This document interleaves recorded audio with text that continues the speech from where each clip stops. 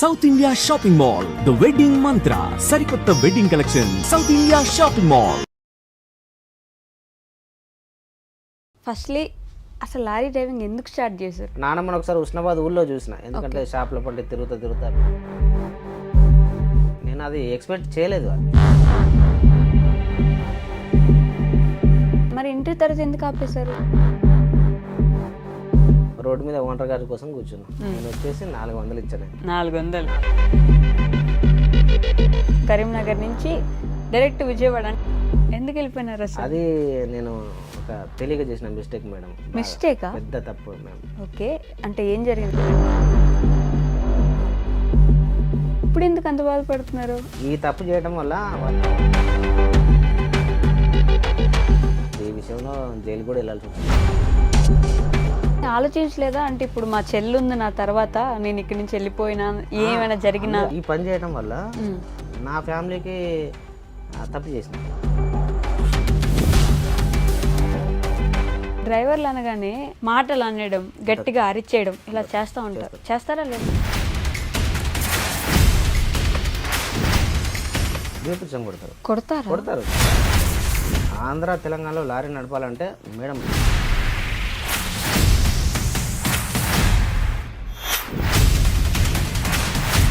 Lorry డ్రైవర్లు అనగానే road మీద నైట్ టైము ట్రాన్స్జెండర్స్ నిలబడి ఉంటారు, వీళ్ళే తీసుకెళ్ళిపోతూ ఉంటారు ఎక్కువ మందిని అని బుక్ చేసుకుంటారు. ఇట్లా లారీ డ్రైవర్లే కాదు, యాక్సిడెంట్లు అవుతాయని కూడా ఏమైనా తగ్గిపోతున్నాయంటారా ఇట్లా లారీ డ్రైవర్లు పెరగడం? అట్లా ఇంత ఫీల్డ్ బాగున్నా దీంట్లో శత్రువు మన ప్రాణం తీసేవాడు ఎవడు అని చెప్పేసి అంటే అందరం చూసిన ఒక వీడియో డైరెక్ట్గా ఏడుస్తున్నారు మీరు. యాక్సిడెంట్ అయింది, ఇంకా నాకేం అర్థం అవ్వట్లేదు. ఇదంతా బాగానే ఉంది, దీనికంటే ఒక ఏమనుకుంటున్నారు మీ ఆయన గురించి? అంటే ఇంత కష్టపడి ఉంటారు, ఒక మాటలో ఏం చెప్పగలరు? చాలా మంది లవ్ మ్యారేజ్ చేసుకొని కొట్టి తిట్టి వదిలేసి వెళ్ళిపోయిన వాళ్ళు కూడా ఉన్నారు. నాకైతే బెస్ట్ ఆప్షనే అనుకుంటున్నాను. నేను చిన్న ఏజ్లో తెలియక తప్పులు చేశాను. హాయ్, హలో, నమస్తే, welcome back to our channel. నేను మీ వైషు. బేసిక్గా మనకి ఏదైనా వస్తువులు కావాలన్నా, మనం ఎక్కడికైనా ఫాస్ట్గా వెళ్ళాలన్నా, మనకి ఏదైనా అవసరమైన మనం ఇప్పుడు ఏం వాడుకుంటున్నా అవి అన్నీ మన కోసం తీసుకొచ్చిన వాళ్ళు ఖచ్చితంగా డ్రైవర్స్ అయి ఉంటారు. ఎందుకంటే ఊర్లు వెళ్ళి ఆ లారీల్లో తోలుకుంటూ వెళ్ళి అవన్నీ మనకి చేరవేస్తే మనం ప్రశాంతంగా వాడుకుంటున్నాం. కానీ నిజం చెప్పండి, ఎంతవరకు మనం లారీ డ్రైవర్లకు కానీ లేదంటే ఏదైనా సరే డ్రైవింగ్ చేసే వాళ్ళకి ఎంతవరకు రెస్పెక్ట్ ఇస్తుంటారు? సమాజం ఎంతవరకు వాళ్ళని గుర్తిస్తుంది రెస్పెక్ట్ ఇస్తూ? అలా నాకు చాలా తక్కువ మందే కనిపిస్తారు. కానీ ఈ మధ్య కాలంలో యూట్యూబ్లో వీడియోస్ చేస్తూ డ్రైవర్స్కి కూడా మంచి రెస్పెక్ట్ పెరగాలని వాళ్ళు చేసే వీడియోస్ అన్నీ మిగతా వాళ్ళకి ఇన్స్పిరేషన్ అని చెప్పుకోవాలి. అయితే వాళ్ళకు కూడా కష్టాలు ఉంటాయిగా, మరి దాంట్లో కూడా చాలా ఇది అసలు వెళ్తే వస్తారా రారా, ఎక్కడైనా యాక్సిడెంట్ అయితే పరిస్థితి ఏంటి, ఇలాంటివి కూడా ఉంటాయిగా. మరి ఆ విషయాలన్నీ మాట్లాడడానికి ఈరోజు నాతో పాటు విజయవాడ ట్రక్ బ్లాగ్స్ నుంచి రమేష్ గారు ఉన్నారు. రమేష్ గారితో మాట్లాడదాం. హలో అండి. నమస్తే, బాగున్నారా? ఓకే, రమేష్ గారు, ఫస్ట్లీ అసలు లారీ డ్రైవింగ్ ఎందుకు స్టార్ట్ చేశారు? నేను చేయాలని నాకు ఇవన్నీ అనుకోకుండా వచ్చేసినాయి మేడం. నాకు ఓకే, ముందు ఫస్ట్ ఆఫ్ ఆల్ మా పుట్టిన ఊరు వచ్చేసి చౌటుపల్లి కృష్ణాబాద్ మండలం, మాకు సిద్దిపేట దగ్గర ఉంటుంది, తెలంగాణ. ఓకే, దాని తర్వాత ముందు ఊళ్ళో పని చేసుకుంటూ ఈ లారీ ఫీల్డ్ ఏంటంటే జీతానికి ఆశపడి ఫీల్డ్లోకి వచ్చిన అవకాశం ఉంది. దాని తర్వాత క్లీనర్ పొజిషన్ ఉంటే ఒక రకమైన జీతం, డ్రైవర్ ఉద్యోగం సంపాదించుకుంటే ఒక రకమైన జీతానికి ఆశపడి ఫీల్డ్లోకి రావాల్సి వచ్చింది. ఓకే, అర్థమైంది. కాకపోతే మీ పేరెంట్స్ ఏం చేసేవాళ్ళు అప్పుడు? అమ్మ ఉండేది మేడం. నాన్న చిన్నప్పుడు నాకు ఒక 6th క్లాస్ ఉన్నప్పుడు బియ్యమండి, మేము పద్మశాలి. ఓకే, మా నాన్న వర్క్ వచ్చేసి మగ్గన వేయటం. అది ముంబై దగ్గరలో బియ్యమండి అని చెప్పేసి ఏరియా ఉండేది, అక్కడ పనిచేసేవాడు. వృత్తిరీత్యా పని చేసుకుంటూ ఆయనకు కళ్ళు కనబడక ఇంటికి వచ్చేసాడు. నాన్న ఇంటి దగ్గర ఉండేవాడు, అమ్మ వ్యవసాయం పని, నేను స్కూల్కి వెళ్తా చిల్లర ఈ పనులు కూడా చూసుకునేవాడిని. స్కూల్కి వెళ్ళేటప్పుడు. ఓకే, ఏ క్లాస్లో అప్పటికి మీ నాన్న? అప్పుడు 6th 7th అంతే. మేము 6th 7th మీరు పనులు మొదలు పెట్టారా? అంటే అప్పుడు ఊళ్ళో చిన్న ఈ పత్తి ఎరటం కానీ, ఈ మొక్కజొన్నలకి పిండి వేయటం, అది వ్యవసాయం పనులు అయ్యే ఉంటాయి కదా, అలాంటి పనులకి వెళ్ళేవాడిని. 20 రూపాయలకి అప్పుడు. 20 రూపాయలు ఏమొస్తుంది అప్పుడు? 20 రూపాయలు అప్పుడు అది గొప్ప మేడం. 20 రూపాయలు అంటే నేను ఎలా చూసుకున్నాను అంటే వెళ్తే ఒక 4 రోజులు వెళ్ళేవాళ్ళు. ఓకే, 4 రోజులు అంటే 4,20 80 రూపాయలు. ఈ లోపు స్కూల్ ఒక 2 రోజులు, ఇది ఒక 4 రోజులు, వారం కంప్లీట్ అయ్యేది. ఆ రకంగా నెట్టుకొచ్చేవాడిని. ఇటు 2 రోజులు స్కూల్కి పోవాలి, అటు అది మేనేజ్ చేసుకుంటారు. ఎంతవరకు చదువుకున్నారు మరి? ఇంటర్ కంప్లీట్ చేసాము. ఇంటర్ వరకు చదువుకున్నారా? ఆ టైంలో అంటే నాన్న వచ్చేసిన తర్వాత కూడా మీ మమ్మీ చదివించారు మిమ్మల్ని? అది పని చేసుకుంటూ అమ్మ కష్టం, ఒకటి చెల్లెకు చూడాలి, నాకు చూడాలి, నాన్నకు చూసుకోవాలి, నాన్నమ్మకు చూడాలి. అమ్మది చాలా కష్టం. అబ్బో, ఇంతమంది ఉన్నారా మీ ఇంట్లో? నానమ్మ, నేను, మా చెల్లెలు, నాన్న, మా అమ్మ. అందరినీ మీ మమ్మీ వ్యవసాయం చేస్తూ పోషించారు. ఊళ్ళో వ్యవసాయం అంటూ సొంతంగా ఏం లేదు, పొలం లేదు, పొలం అంటూ ఏం లేదు. మామూలుగా రోజువారీ కూలి. ఓకే, ఇది మా వర్క్. రోజువారీ కూలికి వెళ్ళి మిమ్మల్ని చదివించారంటే గొప్ప. మరి ఇంటర్ తర్వాత ఎందుకు ఆపేశారు? ఇంటర్ తర్వాత మేము ఆపడానికి కారణం నానమ్మ.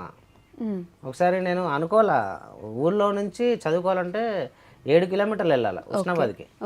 7 కిలోమీటర్లు వెళ్ళి నేను సైకిల్ మీద వెళ్ళి రావటం, నా తోటి ఫ్రెండ్స్ ఆటో, రోజువారీ ఆటో రావడం.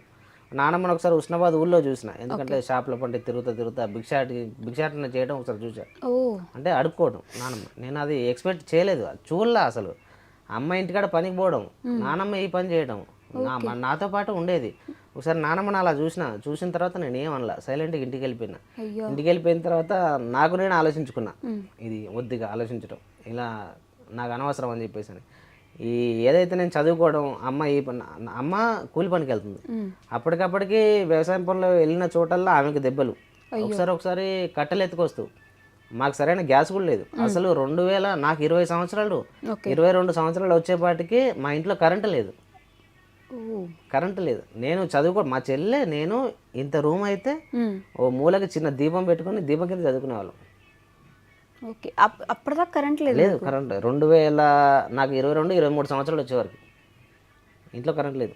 ఊరంతా కరెంటు. ఒక కరెంట్ లేని ఇల్లు అంటే ఊళ్ళో మా ఒకటి. మీ నాన్నమ్మ ఎందుకు అంటే భిక్షాటన ఎందుకు చేసేవారు? ఆమెకు పని చేతనకపోయేది, చేయలేదు. ఏం పని చేసిద్ది ఆమె? మళ్ళీ కోడల కింద ఎన్ని రోజులు అని చెప్పి తింటుంది. ఆమె మనస్తత్వం ఎట్లా అంటే, నేను ఎవరి కింద ఆధారపడను, నాది నేను, అవసరం ఉంటే నేనే ఇంకో రూపాయి ఇస్తా, ఇల్లు మెయింటైన్ చేస్తా, ఆ పౌరుషం ఆమెది.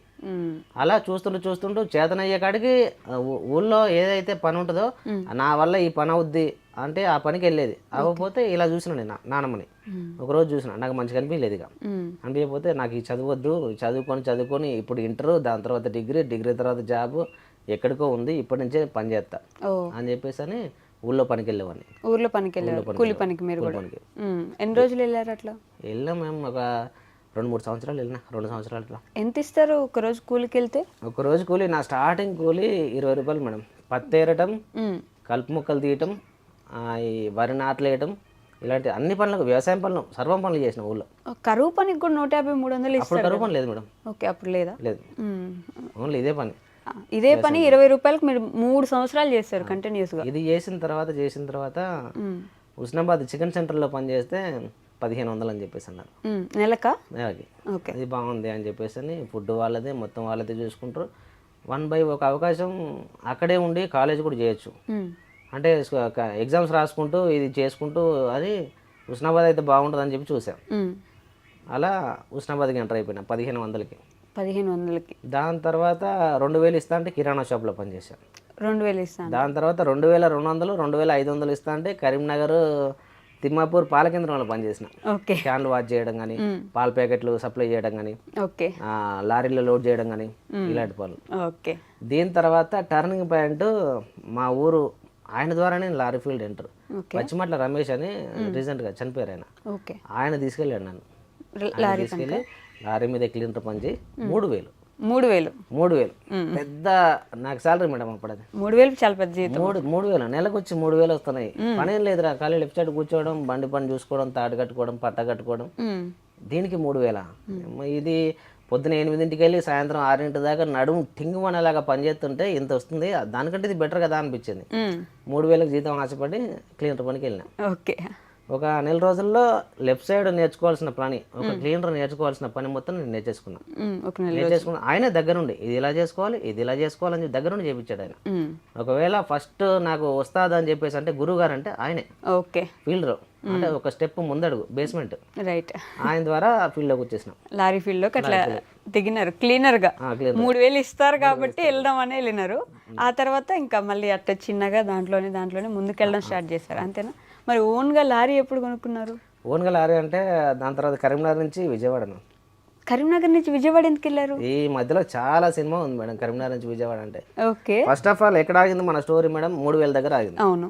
నేను చేసే వర్క్ ఓనర్ దగ్గర మంచి పేరు తెచ్చుకోవడం, ఓకే. రకంగా 3600 చేశాను. 3600 ప్రమోషన్ లా కొద్దిగా. ఓకే.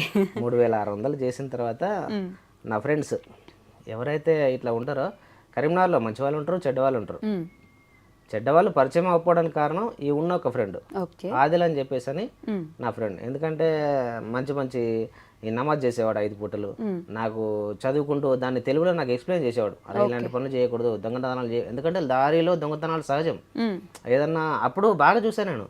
ఏదైనా లోడ్ వేసుకెళ్తే కానీ డ్రైవర్కి తెలియకుండా ఇవ్వండి దాన్ని చూసుకోవడం, డ్రైవర్ వెళ్ళిపోయిన తర్వాత ఆ డబ్బులు పాకెట్కి మన కింద వాడుకోవడం, అలాంటివి మనం చేయకూడదు, అవి తప్పు అని చెప్పేసి నన్ను సరైన మార్గంలో నడిపించాడు ఫస్ట్ ఫ్రెండ్.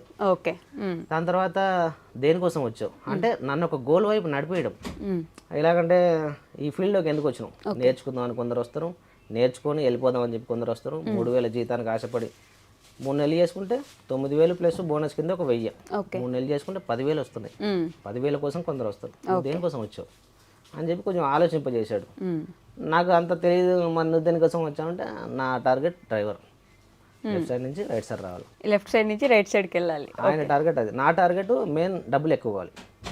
అలా చేస్తే ఏంటి మరి, 6000 ఇక్కడ 3000 అక్కడ 6000, అక్కడ 6000 ప్లస్ రోజువారీ బేట, కమిషన్లు. రోజువారీ బేట అంటే తిండి ఖర్చులు. ఓకే. రోజుకి అప్పుడు 100 రూపాయలు. ఒక ట్రిప్ పొద్దునెళ్ళి సాయంత్రం వరకు ఒక ట్రిప్ కంప్లీట్ చేసుకుంటే ఒక 300 రూపాయలు. Local trip Karimnagar association union office నుంచి రైల్వే స్టేషన్కి, గర్రపల్లి నుంచి గర్రపల్లి గోడౌన్స్ నుంచి రైల్వే స్టేషన్కి, ఈ రకంగా రోజుకు 2-3 ట్రిప్పులు పడేటి. ట్రిప్కు 100 రూపాయలు లేదా ట్రిప్కు 200 రూపాయలు. ఇవన్నీ కలిపితే 15,000 రూపాయలు అయ్యేటి. అవన్నీ దాచిపెట్టుకునే వాళ్ళు. అవన్నీ అంటే ఓనర్ దగ్గర సేవ్ అయ్యేటి. మనం లెక్క రాసుకునే వాళ్ళం. ఇవన్నీ ఓనర్ దగ్గర సేవ్ అయ్యేటి. 6,000 జీతం ఆయన దగ్గర సేవ్. రోజువారీ బేట మాత్రం మనకి ఇచ్చేవాళ్ళు. తిండి ఖర్చులు వీటితో ఇవి తిండి ఖర్చులకు వాడుకో, మిగతా ఏం ఖర్చు చేసుకోకని చెప్పేసి అవి సేవింగ్స్. మిగతా మొత్తం ట్రిప్ మామూలు మిగతా వగైరా జీతం ఇదంతా ఓనర్ దగ్గర సేవ్ అయ్యింది. నెలకు వచ్చే వరకు 15,000 ఆయన దగ్గర సేవ్ అవుద్ది. ఒకటేసారి తీసుకోవచ్చు. ఎట్లా 15,000 ఎట్లయినా 6,000 కదా మీ జీతం? 6,000 జీతం రోజుకో ట్రిప్ పడుతుంది. అవును. ట్రిప్ వచ్చి 300 సపరేట్ మళ్ళీ. అంటే నెలకు 30 పడవు, 20 వేసుకోండి. ఓకే. 6,000 అవి 12,000 అవుతున్నాయి. రోజువారీ బేటాలు అదని ఇదని చాలా ఇంకా అయితే 15,000 అవుతాయి. అయితే ఇవన్నీ 15,000. అప్పుడు మళ్ళీ ఆలోచన లెఫ్ట్ సైడ్ నుంచి రైట్ సైడ్ రావాలా. కానీ ఇదంతా ఈజీగా అయ్యే పని కాదు. అవును. ఒక సంవత్సరం కృషి ఇది. రావాలని చెప్పేసి అంటే మా డ్రైవర్ గారు ఉండేవాళ్ళు, బండి ఇచ్చేవాళ్ళు అస్సలు కాదు. ఓకే. ఇలా కాదని చెప్పేసి అని ఎక్కడన్నా బండి పెడితే జస్ట్ స్టార్ట్ చేసేవాడిని అంతే. అటు సైడ్ ఇటు సైడ్ క్లీన్ చేసుకొని ఆయన 60 రూపాయలు ఇచ్చేవాడు మేడం వంటకి. 60 రూపాయలు వంటకి. అప్పుడు 60 రూపాయలు వంట చేయమని ఇచ్చేస్తే హుజరాబాద్ డ్రైవర్ గారిది 60 రూపాయలు వంట చేయమని ఇస్తే 28 రూపాయలు కేజీ బియ్యం. ఇప్పుడు 80 రూపాయలు మేడం. ఇప్పుడు నేను ఏదైనా డ్యూటీకి వెళ్ళి కొనుక్కోవాలనుకుంటే 28 రూపాయలు కేజీ బియ్యం. దాంట్లోనే ఆయిల్, సరుకు వగైరా ఉప్పులు పప్పులు అన్ని కొనుక్కొని ఒక 10 రూపాయలు నేను మిగిలించుకునేవాడిని. 60లో నాకు టీ ఖర్చులు దానికని చెప్పేసి అని ఒక 10 రూపాయలు నేను మిగిలించుకొని మిగతా 50లో వంట చేసి పెట్టేవాడిని. ఈ రకంగా ఒక సంవత్సరం కష్టపడితే నాకు బండి ఇవ్వలేదు అస్సలు, రైట్ సైడ్ రానివ్వలే. నేను బాగా ట్రై చేసేవాడిని. ఎందుకంటే మైండ్లో ఒకటే ఆలోచన, 15,000 ఇదే ఆలోచన. రానివ్వలే. నేను ఆయన లేనప్పుడు సాయంత్రం ఇంటికి వెళ్ళిపోయేవాడు. అన్లోడ్ అవ్వకపోయినా లోడ్ అవ్వకపోయినా నేను కొద్దిగా రైట్ సైడ్ వచ్చి స్టీరింగ్ మీదకి వచ్చి కొంచెం ఊహించుకునేవాడిని. బండి హైవేలో వెళ్తున్నాను, డబుల్ రోడ్లో వెళ్తున్నాను అని చెప్పేసి నాకు నేను ఊహించుకునేవాడిని. బండి స్టార్ట్ చేయకుండా పర్లా ఊహించుకునేవాడిని. కొద్దిగా స్టార్ట్ చేసుకోవడం. డ్రైవింగ్ చేసే వాళ్ళకి బండి స్టార్ట్ చేస్తే ఆ సౌండ్కి బాగా ఇదవుతుంటారు కదా, ఇంట్రెస్ట్ వస్తుంది బాగా కదా.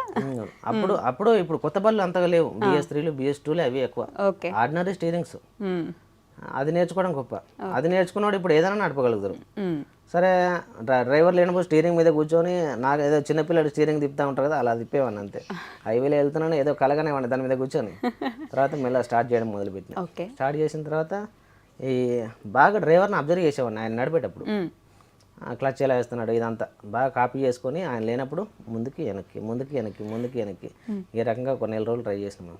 దాని తర్వాత ఫస్ట్ ఆపర్చునిటీ ఎప్పుడు వచ్చిందంటే ఆయన ఊరు వెళ్ళిండు, రావాల్సిన టైం కంటే గంట లేటుగా వచ్చిండు. అన్లోడ్ అవ్వాల్సిన బండి ముఠా వాళ్ళు వచ్చేసిలు, హమాలి వాళ్ళు వచ్చేసిలు, బండి అన్లోడ్ చేస్తే తీసుకెళ్ళి పాయింట్లో పెట్టు. డ్రైవర్ లేడు. నా పని ఏంటి, వంట చేసుకొని ఆయన వచ్చేపాటికి వంట చేసి రెడీ పెట్టేసి క్యాబిన్ మొత్తం నీట్గా తుడిచేసి అద్దాలు తుడిచేసి రెడీ పెట్టిన. డ్రైవర్ రాలా. ఇప్పుడు యథావిధంగా వచ్చేవాడు, ఈరోజు రాలా. వాళ్ళు ఆగట్లేదు. లేదు రాలేదు అని చెప్పేసి అంటే వెనకాల బండికి అవకాశం దొరుకుతుంది. ఓకే, నేను స్టార్ట్ చేసి కాటా పెట్టుకుని తీసుకెళ్ళి అన్లోడింగ్ పాయింట్లో పెట్టిన. అప్పుడు ఎవరు పెట్టారు అని చెప్పేసి నేను పెట్టిన. ఎలా పెట్టావు, ఎక్కడ తగిలిచ్చావా, ఆ గేట్లో ఎలా తెచ్చావు, ఈ గేట్లో ఎలా తెచ్చావు, ఆయనకున్న డౌట్స్ అడిగాడు. లేదా నా ఇలా తెచ్చాను అలా తెచ్చాను అని చెప్పేసి చెప్పిన.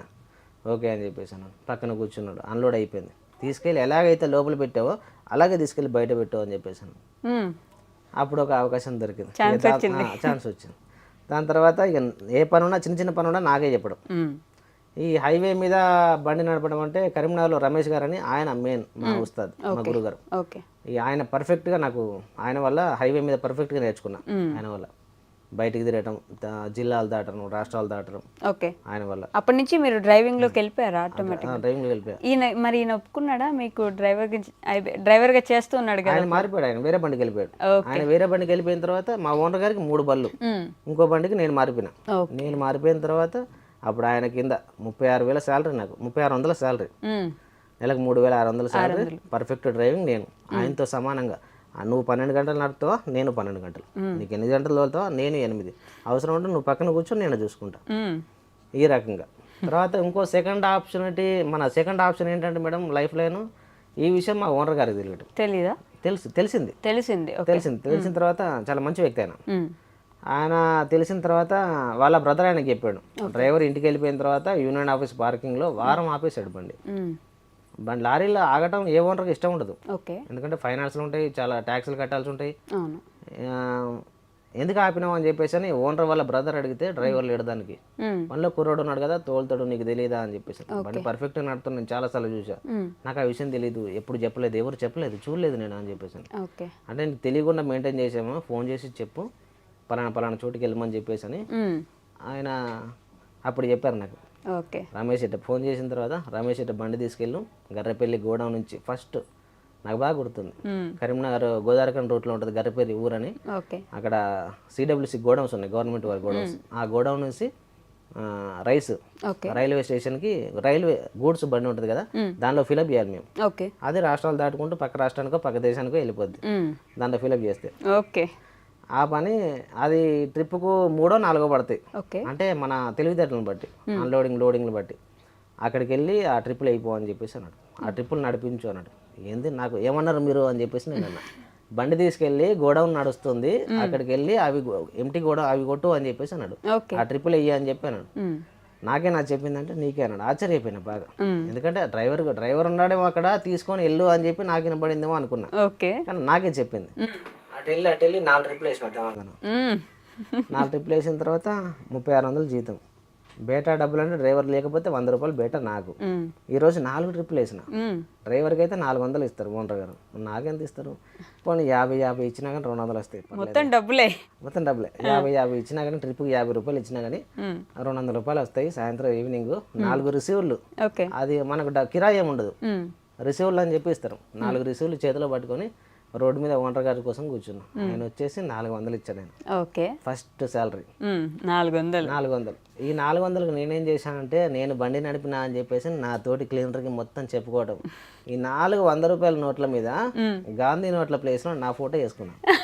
నా ఫస్ట్ శాలరీ దాచుకోవాలని చెప్పేసి మీ ఫోటో వేసుకున్నారా? గాంధీ ఉన్న ఫోటోలో నా passport size photo same Gandhi సైజులో కట్ చేసుకొని అక్కడ నా ఫోటో వేసుకున్నాను. పని చేస్తే అవి అంటే ఖర్చు పెట్టాలని కాదు కానీ దాచుకోవాలని. ఈ రోజు నేను సంపాదించిన అక్కడ నుంచి ఇట్లా ఎంతవరకు చదువుకున్నావు అని చెప్పేసి అంటే ఇంటర్ కంప్లీట్ చేసిన, లైసెన్స్ పెట్టుకో అని చెప్పేసి లైసెన్స్ అయింది. దాని తర్వాత హెవీ అయింది. అక్కడే హెవీ అయిన తర్వాత నాన్నగారికి కొద్దిగా ఒంట్లో బాగాలేదని చెప్పేసి నేను ఇంటికి వచ్చేసిన. మళ్ళీ ఇంటికి వెళ్ళిపోయినారా? ఇంటికి వచ్చేసిన. ఇంట్లో 1 సంవత్సరం. దాని తర్వాత నాన్నగారు చనిపోవడం. మరీ బాగాలేకుండా నాన్నగారు చనిపోవడం. దాని తర్వాత చెల్లెలు కాలేజీ నేనే చూసుకోవాలి, కాలేజీ ఫీజులు చూసుకోవాలి, ఇంటికాడ కొద్దిగా ఇల్లు అప్పుడు కొంచెం తెలిసింది ఇల్లు బాగా చేసుకోవాలి. ఇంట్లో కరెంట్ లేదు, ముందు చెప్పుకున్నాక 22 సంవత్సరాలు వచ్చేదా కరెంట్ లేదని. అప్పుడు నేను ఇంట్లో ఉండేవాడిని కదా, నేను బయట తిరిగేవాడిని కదా. ఇల్లు బాగా చేయించుకోవాలి, ఇంట్లో కరెంట్ తెచ్చుకోవాలి. మెల్లమెల్లగా ఈ బాత్రూమ్స్ కట్టించాను. దాని తర్వాత ఇంట్లో కరెంటు కొద్దిగా ఇల్లు బాగా చేయించుకోవడం. చెల్లెల్ని టీటీసీ అని చెప్పేసి హన్మకొండలో కాలేజ్ జాయిన్ చేయడం. ఇప్పుడు గవర్నమెంట్ జాబ్ ఆమె. అన్ని డబ్బులు బాగా వచ్చినాయి అయితే అప్పుడు. బాగా వచ్చేది. ఆ తర్వాత డ్రైవర్ అయిపోయినా. డ్రైవర్ అయిపోయి 1 సంవత్సరం పని చేసిన. పని చేసిన తర్వాత నాన్న సరిగ్గా లేకపోవడం వల్ల మళ్ళీ ఇంటికి వచ్చేసిన. ఇంటికి వచ్చేసి ఇంటికాడ ఈ ఫెసిలిటీస్ అన్ని ఈ సంవత్సరం సంపాదించిన డబ్బులు ఇక్కడ పెట్టినారు మొత్తం ఏటు చెట్టు ఇట్లా అయిపోయింది. చెల్లిని కాలేజీలో జాయిన్ చేసి ఇప్పుడు గవర్నమెంట్ జాబా? గవర్నమెంట్ జాబ్ అంటే పంచాయతీ కార్యదర్శి. ఓకే, గ్రామ పంచాయతీ కార్యదర్శి. నైస్. ఓకే, అమ్మ ఇంటి దగ్గరే హౌస్. ఇప్పుడు కూడా ఇంకా వర్క్ ఏమైనా చేస్తున్నారా? వర్క్ ఏం లేదు, ఖాళీగా ఉంటుంది అంతే. అయితే ఓకే. అంటే మీరు ఇంకా ఇప్పుడు కూడా ఇంకా ఆవిడ చేస్తే వ్యవసాయం చేసుకుంటా కూలీ చేస్తే కష్టమే దగ్గర. మామూలుగా మేము వచ్చేసి ఫ్యామిలీ తోటి విజయవాడలో ఉంటాం. మా దగ్గర ఉండదు. వచ్చినా ఎప్పుడన్నా 10 రోజులు అంతే, అంత మించి సిటీ వాతావరణం పడదు. ఇంటి దగ్గరే ఉంటుంది. పింఛన్ వచ్చింది, ఆ ఇల్లు వాతావరణం చూసుకుంటూ ఆ చుట్టుపక్కల చూసుకుంటూ అక్కడే ఉంటుంది.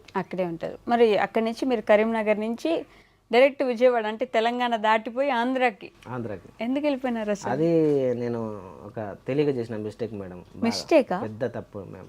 ఓకే, అంటే ఏం జరిగింది? అంటే మీరేమంటారు, ఒకటి ఈ లవ్ మ్యారేజ్, లవ్ చేయడం దీని గురించి అని చెప్పేసి ప్రేమ. మీకు ఒక క్వశ్చన్ అడుగుతున్నాను. ప్రేమ?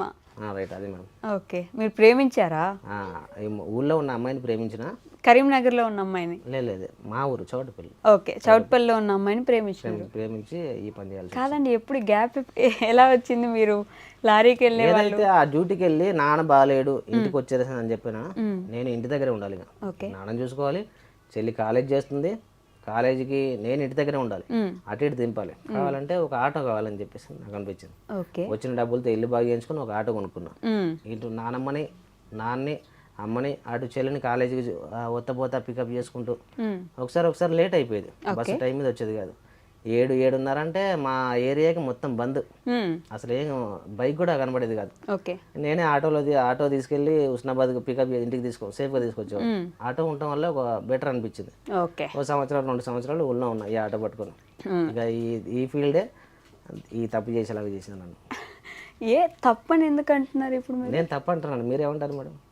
తప్పని ఎందుకు అంటానండి, పెళ్లి చేసుకుంటే ఇంకా? లేదు, తప్పు మేడం, చాలా తప్పు. ఎందుకు? చాలా తప్పు. అంటే ఏం జరిగింది అప్పుడు? జరిగింది అంటే ఈ ప్రేమ అనేది ఉన్న వాళ్ళకే కరెక్ట్, లేని వాళ్ళకి కరెక్ట్ కాదు. చాలా మంది ఆలోచించారు కానీ ఏమున్న డబ్బున్న వాళ్ళకి కరెక్ట్. ఇది నాలాంటి వాళ్ళకి నా లైఫ్ ఎలాంటిది మేడం? ఇప్పుడు నా ఒక అరగంట చూశారు నన్ను, ఎలాంటిది అనుకుంటున్నాను నా లైఫ్? మరి కొంచెం రైట్. ఏంటంటే సొంతంగా ఆస్తులేం లేవు. ఎప్పుడో తాత నానమ్మ వీళ్ళు కట్టించిన ఇల్లు, నేను చేసుకుంటేనే డబ్బులు. అవును. మళ్ళీ నేను మా అమ్మ చేస్తే ఒక ఇంట్లో ఇంకా 3.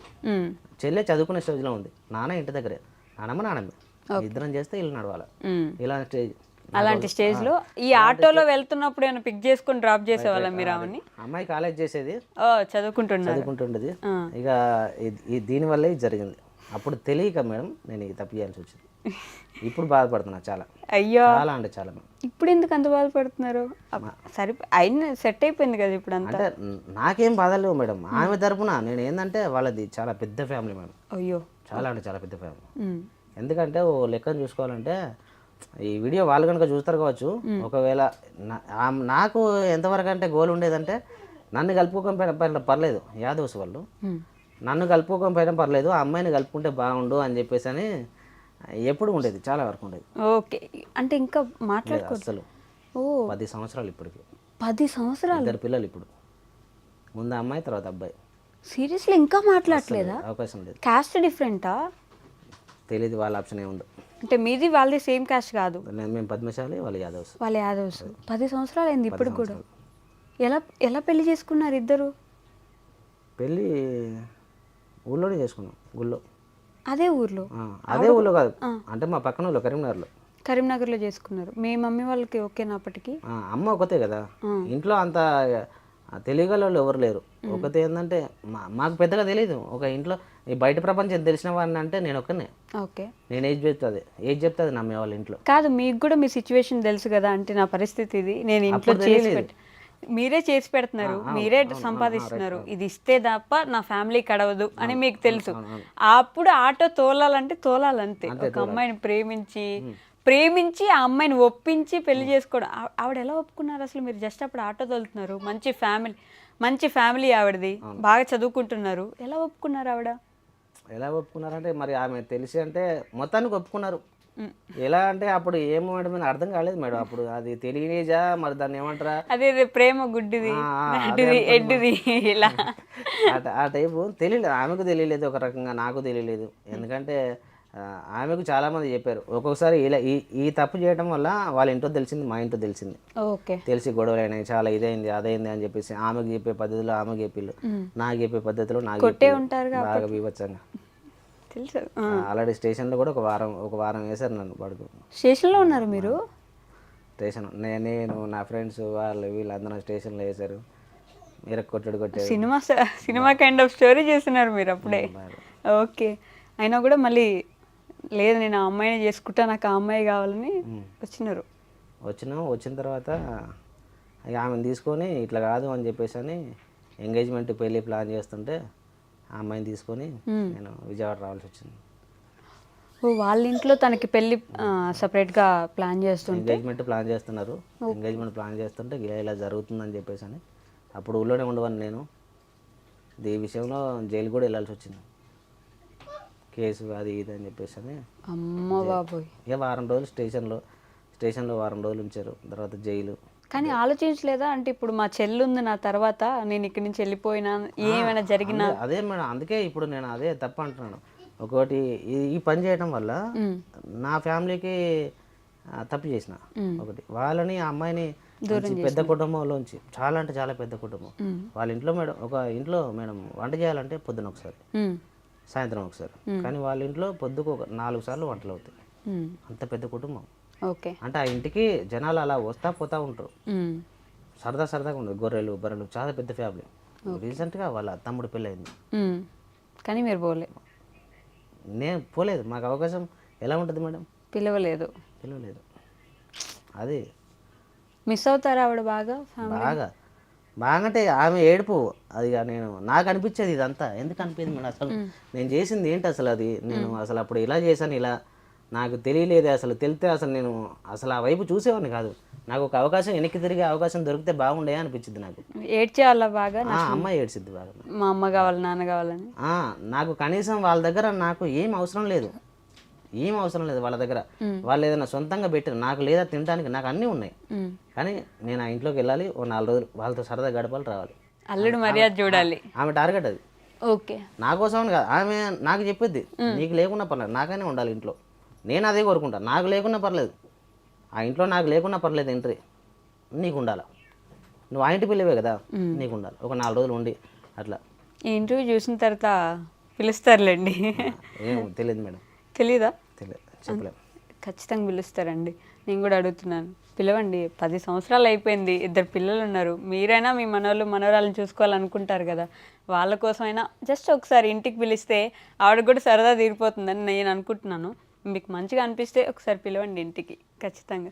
ఈ ఇంటర్వ్యూ అయిపోయేలోపు నేను మళ్ళీ ఆవిడని కూడా ఒకసారి చూపించడానికి ప్రయత్నిస్తాను, ఎందుకంటే ఖచ్చితంగా చూపిద్దాం. ఓకేనా? నేను ఒకసారి ఇంట్లో డ్యూటీకి వెళ్ళి వచ్చిన తర్వాత సరదాగా బయట కూర్చొని వరండాలో కూర్చొని మీ ఇద్దరం ఇట్లా మాట్లాడుకుంటూ ఉంటాం, కూర్చొని మరి ఏంటి సంగతి అని చెప్పేసి అని అంటే, నాన్న వాళ్ళ దగ్గర నాకు ఏం తీసుకునే ఉద్దేశం లేదు, నీకేమైనా ఉందా అని చెప్పేసి అంటే, మీ మామగారు సొమ్ము నీకేమైనా ఆశపడే, లేకపోతే నన్ను ఆస్తి కోసం పెళ్లి చేసుకున్నావా, నీకేమైనా ఉందా అని ఇట్లా మాకు మేము ఇట్లా ఎలాగో మన ఇద్దరం ఎలాగైతే ఇంటర్వ్యూ చేసి మీరు నా క్వశ్చన్ అడుగుతున్నారో ఆమె కూడా నన్ను అడిగేది, ఇట్లా అత్తగారి సొమ్ముకి మామగారి సొమ్ముకి నీకేమైనా ఆశ ఉందా?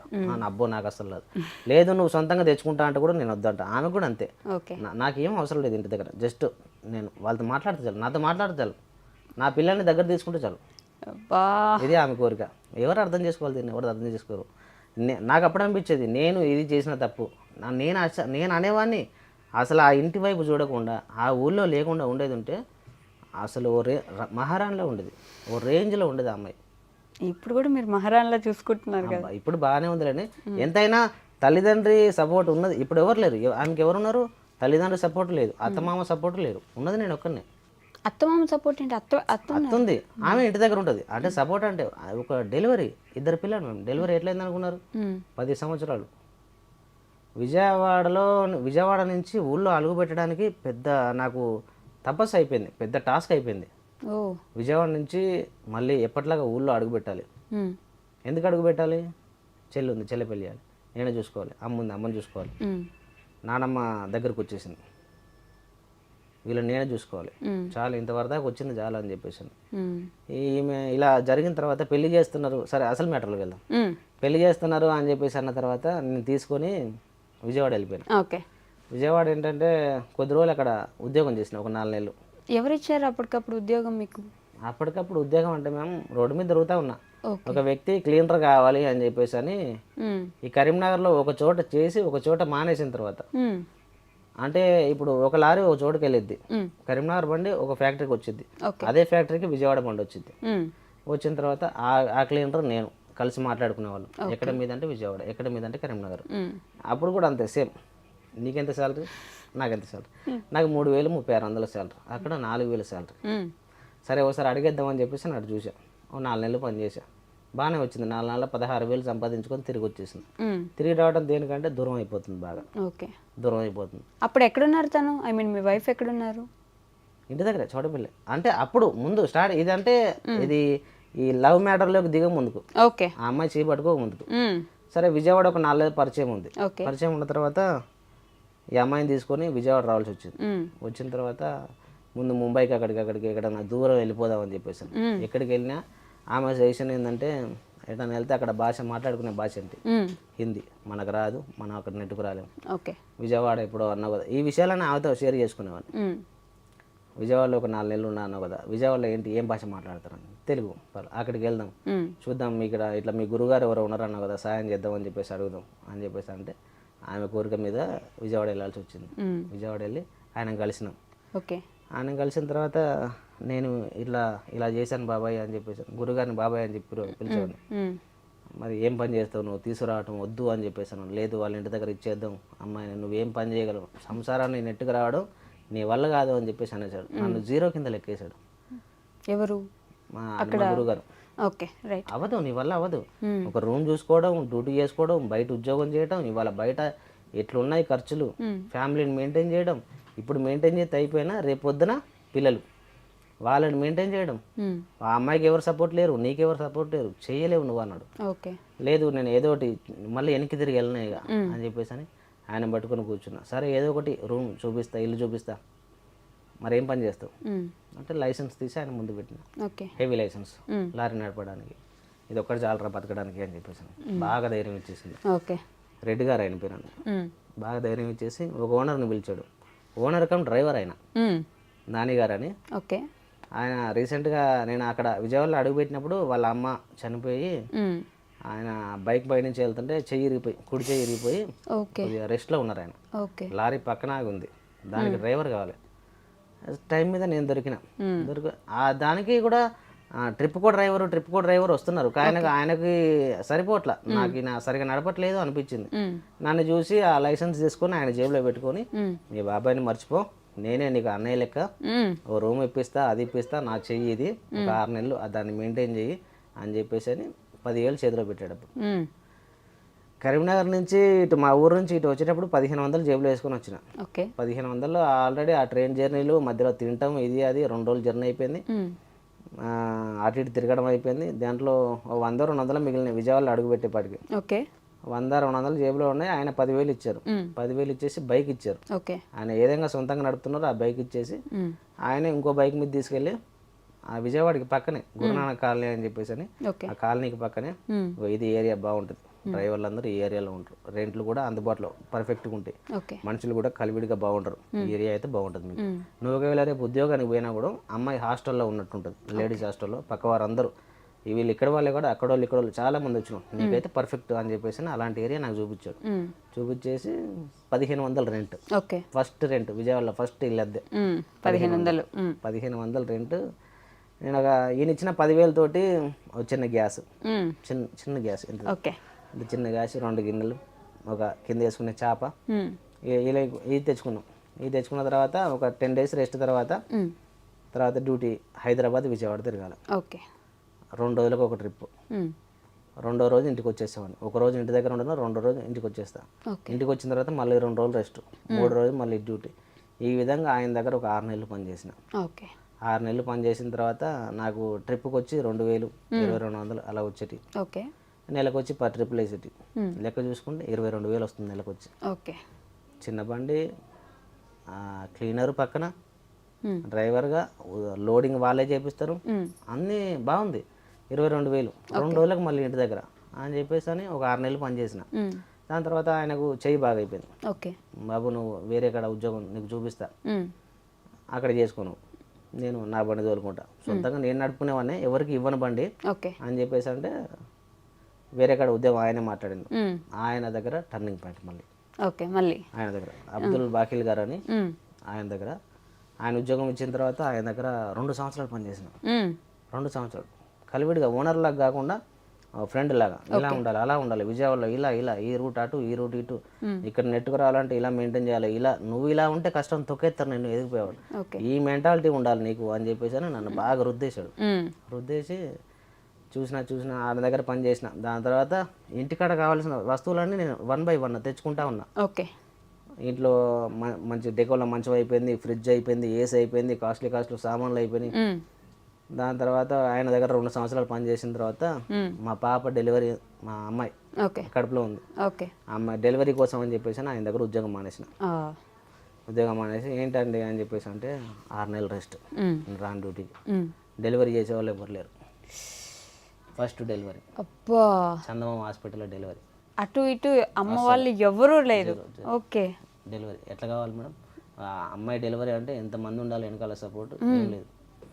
మాకు బాగా హోప్స్ ఒక అమ్మలాగా చూసుకుందంటే చందమామ హాస్పిటల్ మేడం, ఓకే డాక్టర్ గారు నెంబర్ 1 ఆమె.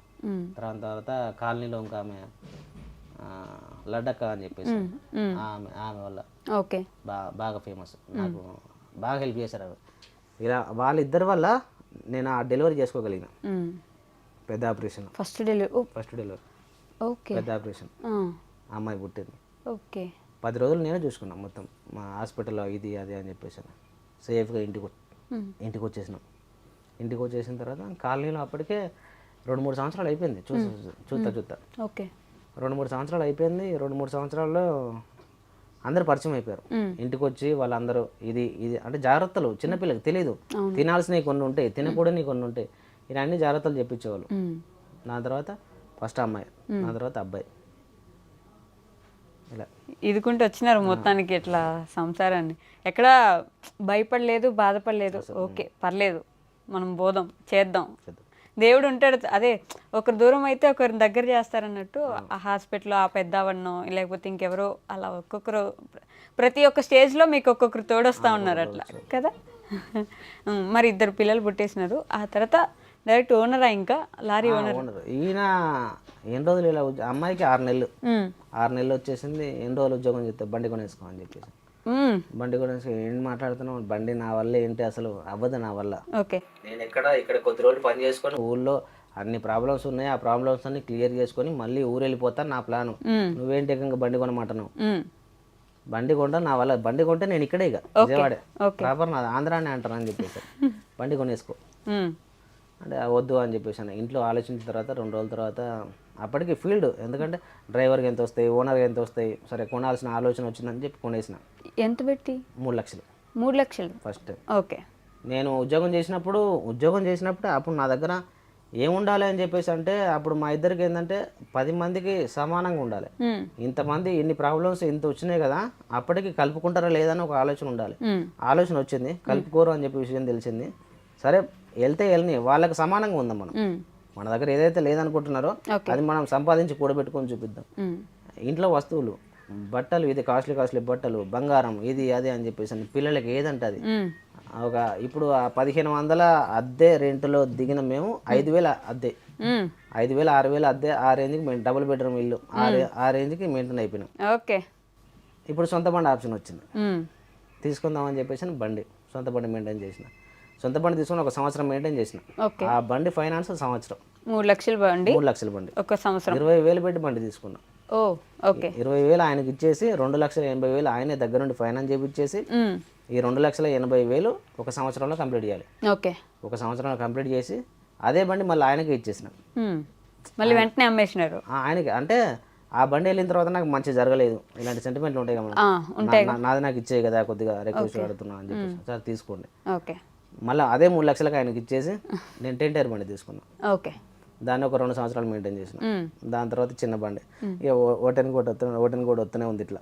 ఒక్కొక్కటి మీరే కొంటున్నారు అమ్ముతున్నారు బాగానే అమ్మేస్తున్నారు కానీ వెంటనే ఫీల్డ్కి అనుగుణంగా ఏదైతే ఆలోచన రోజు ఒకలా ఉండదు కదా, ఎప్పుడో ఒకటి మారుతూ ఉంటుంది. అది కూడా అంతే ఓకే. సేమ్ ఇది ఇవ్వండి, కొద్ది రోజులు ఇవ్వండి, సీజన్ ఒకలాగా లేదు. ముందు చిన్న బళ్ళతో మొదలైన వ్యాపారం, దాని తర్వాత చిన్న బళ్ళు మానేసి టెంటర్ బళ్ళకి అలవాటు పడ్డారు. నేను కూడా వాళ్ళు ఎలా వ్యాపారస్తులు ఎలా అయితే మెయింటైన్ అవుతూ ఉన్నారో నేను కూడా అలా అప్డేట్ అవ్వాల్సి వచ్చింది. ఓకే. అసలు ఆ తర్వాత మంచి పెద్ద బండి కొన్నారు. తర్వాత ఒక వీడియో నేను అందరితో పాటు అందరం చూసిన ఒక వీడియో, డైరెక్ట్గా ఏడుస్తున్నారు మీరు వీడియోలో. అది యాక్సిడెంట్ అయింది, ఇంకా నాకేం అర్థం అవ్వట్లేదు, మొన్ననే డబ్బులు పెట్టి బాగు చేయించిన, యాక్సిడెంట్ అయిపోయింది అని ఫుల్ ఏడుస్తున్నారు. మీరు వీడియో స్టార్టింగ్లోనే ఏడుస్తున్నారు. ఇది ఇక్కడ గుద్దేశాము, అక్కడున్న బోర్ పోయింది, లేకపోతే అక్కడున్న అది పోయింది, మొత్తం పోయింది, ఇప్పుడు ఏం అర్థం అవ్వట్లేదని ఏడ్చారు. ఆ తర్వాత మళ్ళీ కష్టపడి జనం దగ్గర లేకపోతే మీ వాళ్ళ అసోసియేషన్ దగ్గర వీళ్ళందరూ కలిసి మీకు కొంచెం ఏదో సహాయం చేసినారు. మళ్ళీ ఒక లారీ, అదే ఆ లారీని సెట్ చేసుకున్నారు, పూర్తిగా అమ్మేశారు. ఎందుకు అమ్మేశారండి? అంటే అంత కష్టపడి తీసుకెళ్ళి దాన్ని బాగు చేపించి ఏడ్చి దానికోసం ఇన్ని చేశారు మీరు, లారీ ఎందుకు అమ్మేశారు? ఈ విషయం గురించి మాట్లాడుకుంటే మేడం పర్టికులర్గా ఇదంతా బాగానే ఉంది. దీనికంటే ఒక 2 నిమిషాల ముందు మాట ఏంటంటే ఒక YouTube channel. YouTube channel correct. Okay. YouTube channel ఏంటంటే మా పాపతోటి ఇంట్లో సరే డ్యూటీ అయిపోయింది, సండేలు ఏదైనా పండుగలు ఇంట్లో కూర్చున్నామని యూట్యూబ్ ఛానల్ మెయింటైన్ చేద్దామని చెప్పి ఆలోచన వచ్చింది. జస్ట్ అప్పుడు అనుకున్నారు ఆలోచన. ఎవరు చూసారా యూట్యూబ్ లో? మీ లారీ వాళ్ళని చూసేవాళ్ళం కాదు నేను అప్పటి వరకు. లారీ వాళ్ళ నాకు ఎవరు తెలియదు, ఓకే, బిల్కుల్ ఎవరు తెలియదు. విజయవాడ అబ్బాయి అని చెప్పేసి అని వాళ్ళ పాపతో కామెడీలు, విజయవాడ అబ్బాయి నాని, రైట్, ఓకే, దృశ్య పాప, కరెక్ట్, రైట్. వాళ్ళ పాపతోటి కామెడీ వీడియోలు చేసేవాడు. ఆయన టార్గెట్ పెట్టుకున్నాం. ఓకే. మా పాపతో కూడా నేను కూడా అలాంటి చేయాలి. నా స్టార్టింగ్ ఫస్ట్ 1-2 వీడియోస్ మా పాపతోటే ఉంటాయి. పాపతోటే ఉంటాయి. అలా సరదాగా చేసేవాడిని. తర్వాత ఈ లారీ ఫీల్డ్, నీకంటే ఒక ఫీల్డ్ ఉంది, ఇది నీది కాదు, నీ ఒరిజినాలిటీ ఇది కాదు, నువ్వు ఒకరిని చూసి కాపీ కొడుతున్నావు, ఇది నీ ఒరిజినాలిటీ ఇది కాదు అని చెప్పేసింది మా మిస్సెస్. ఓకే. నీకంటే లారీ ఫీల్డ్ ఉంది, లారీ ఫీల్డ్ ఇంతమంది ఉన్నారు, ఒకసారి చూసావా ఎప్పుడన్నా అని చెప్పి ఎవరెవరు అని చెప్పేసి చూస్తే మహేష్, లడ్డు, హరీష్, వీళ్ళందరూ చాలా మంది ఉన్నారు. ఏంటి అసలు ఒక వారం రోజులు కూర్చొని అబ్జర్వ్ చేశారు. వాళ్ళకి సొంత లారీలు ఉన్నాయి, వాళ్ళు ఏదైతే చేస్తున్నారో అది నా ఫీల్డే మొత్తం. వంట చేయడం, లోడింగ్ అన్లోడింగ్ చూసుకోవడం, దారిలో ఇబ్బందులు చెప్పడం, ఆర్టీఓ ఖర్చులు, ఇది సేమ్ నేను కూడా చేయగలుగుతా ఇలాంటి అని చెప్పేసి యూట్యూబ్లోకి అడుగుపెట్టిన. ఈ యూట్యూబ్లోకి అడుగుపెట్టిన తర్వాత ఈ బండి యాక్సిడెంట్ విషయం వచ్చి అప్పటికి చాలా చిల్లపిల్ల అయిపోయింది. ఒకసారి పత్రికలు పంచడానికి వెళ్ళి కాలు ఎరగొట్టుకోవడం అయిపోయింది. అదేంటి? కాలు ఫ్రాక్చర్ అయిపోయింది ఒకసారి.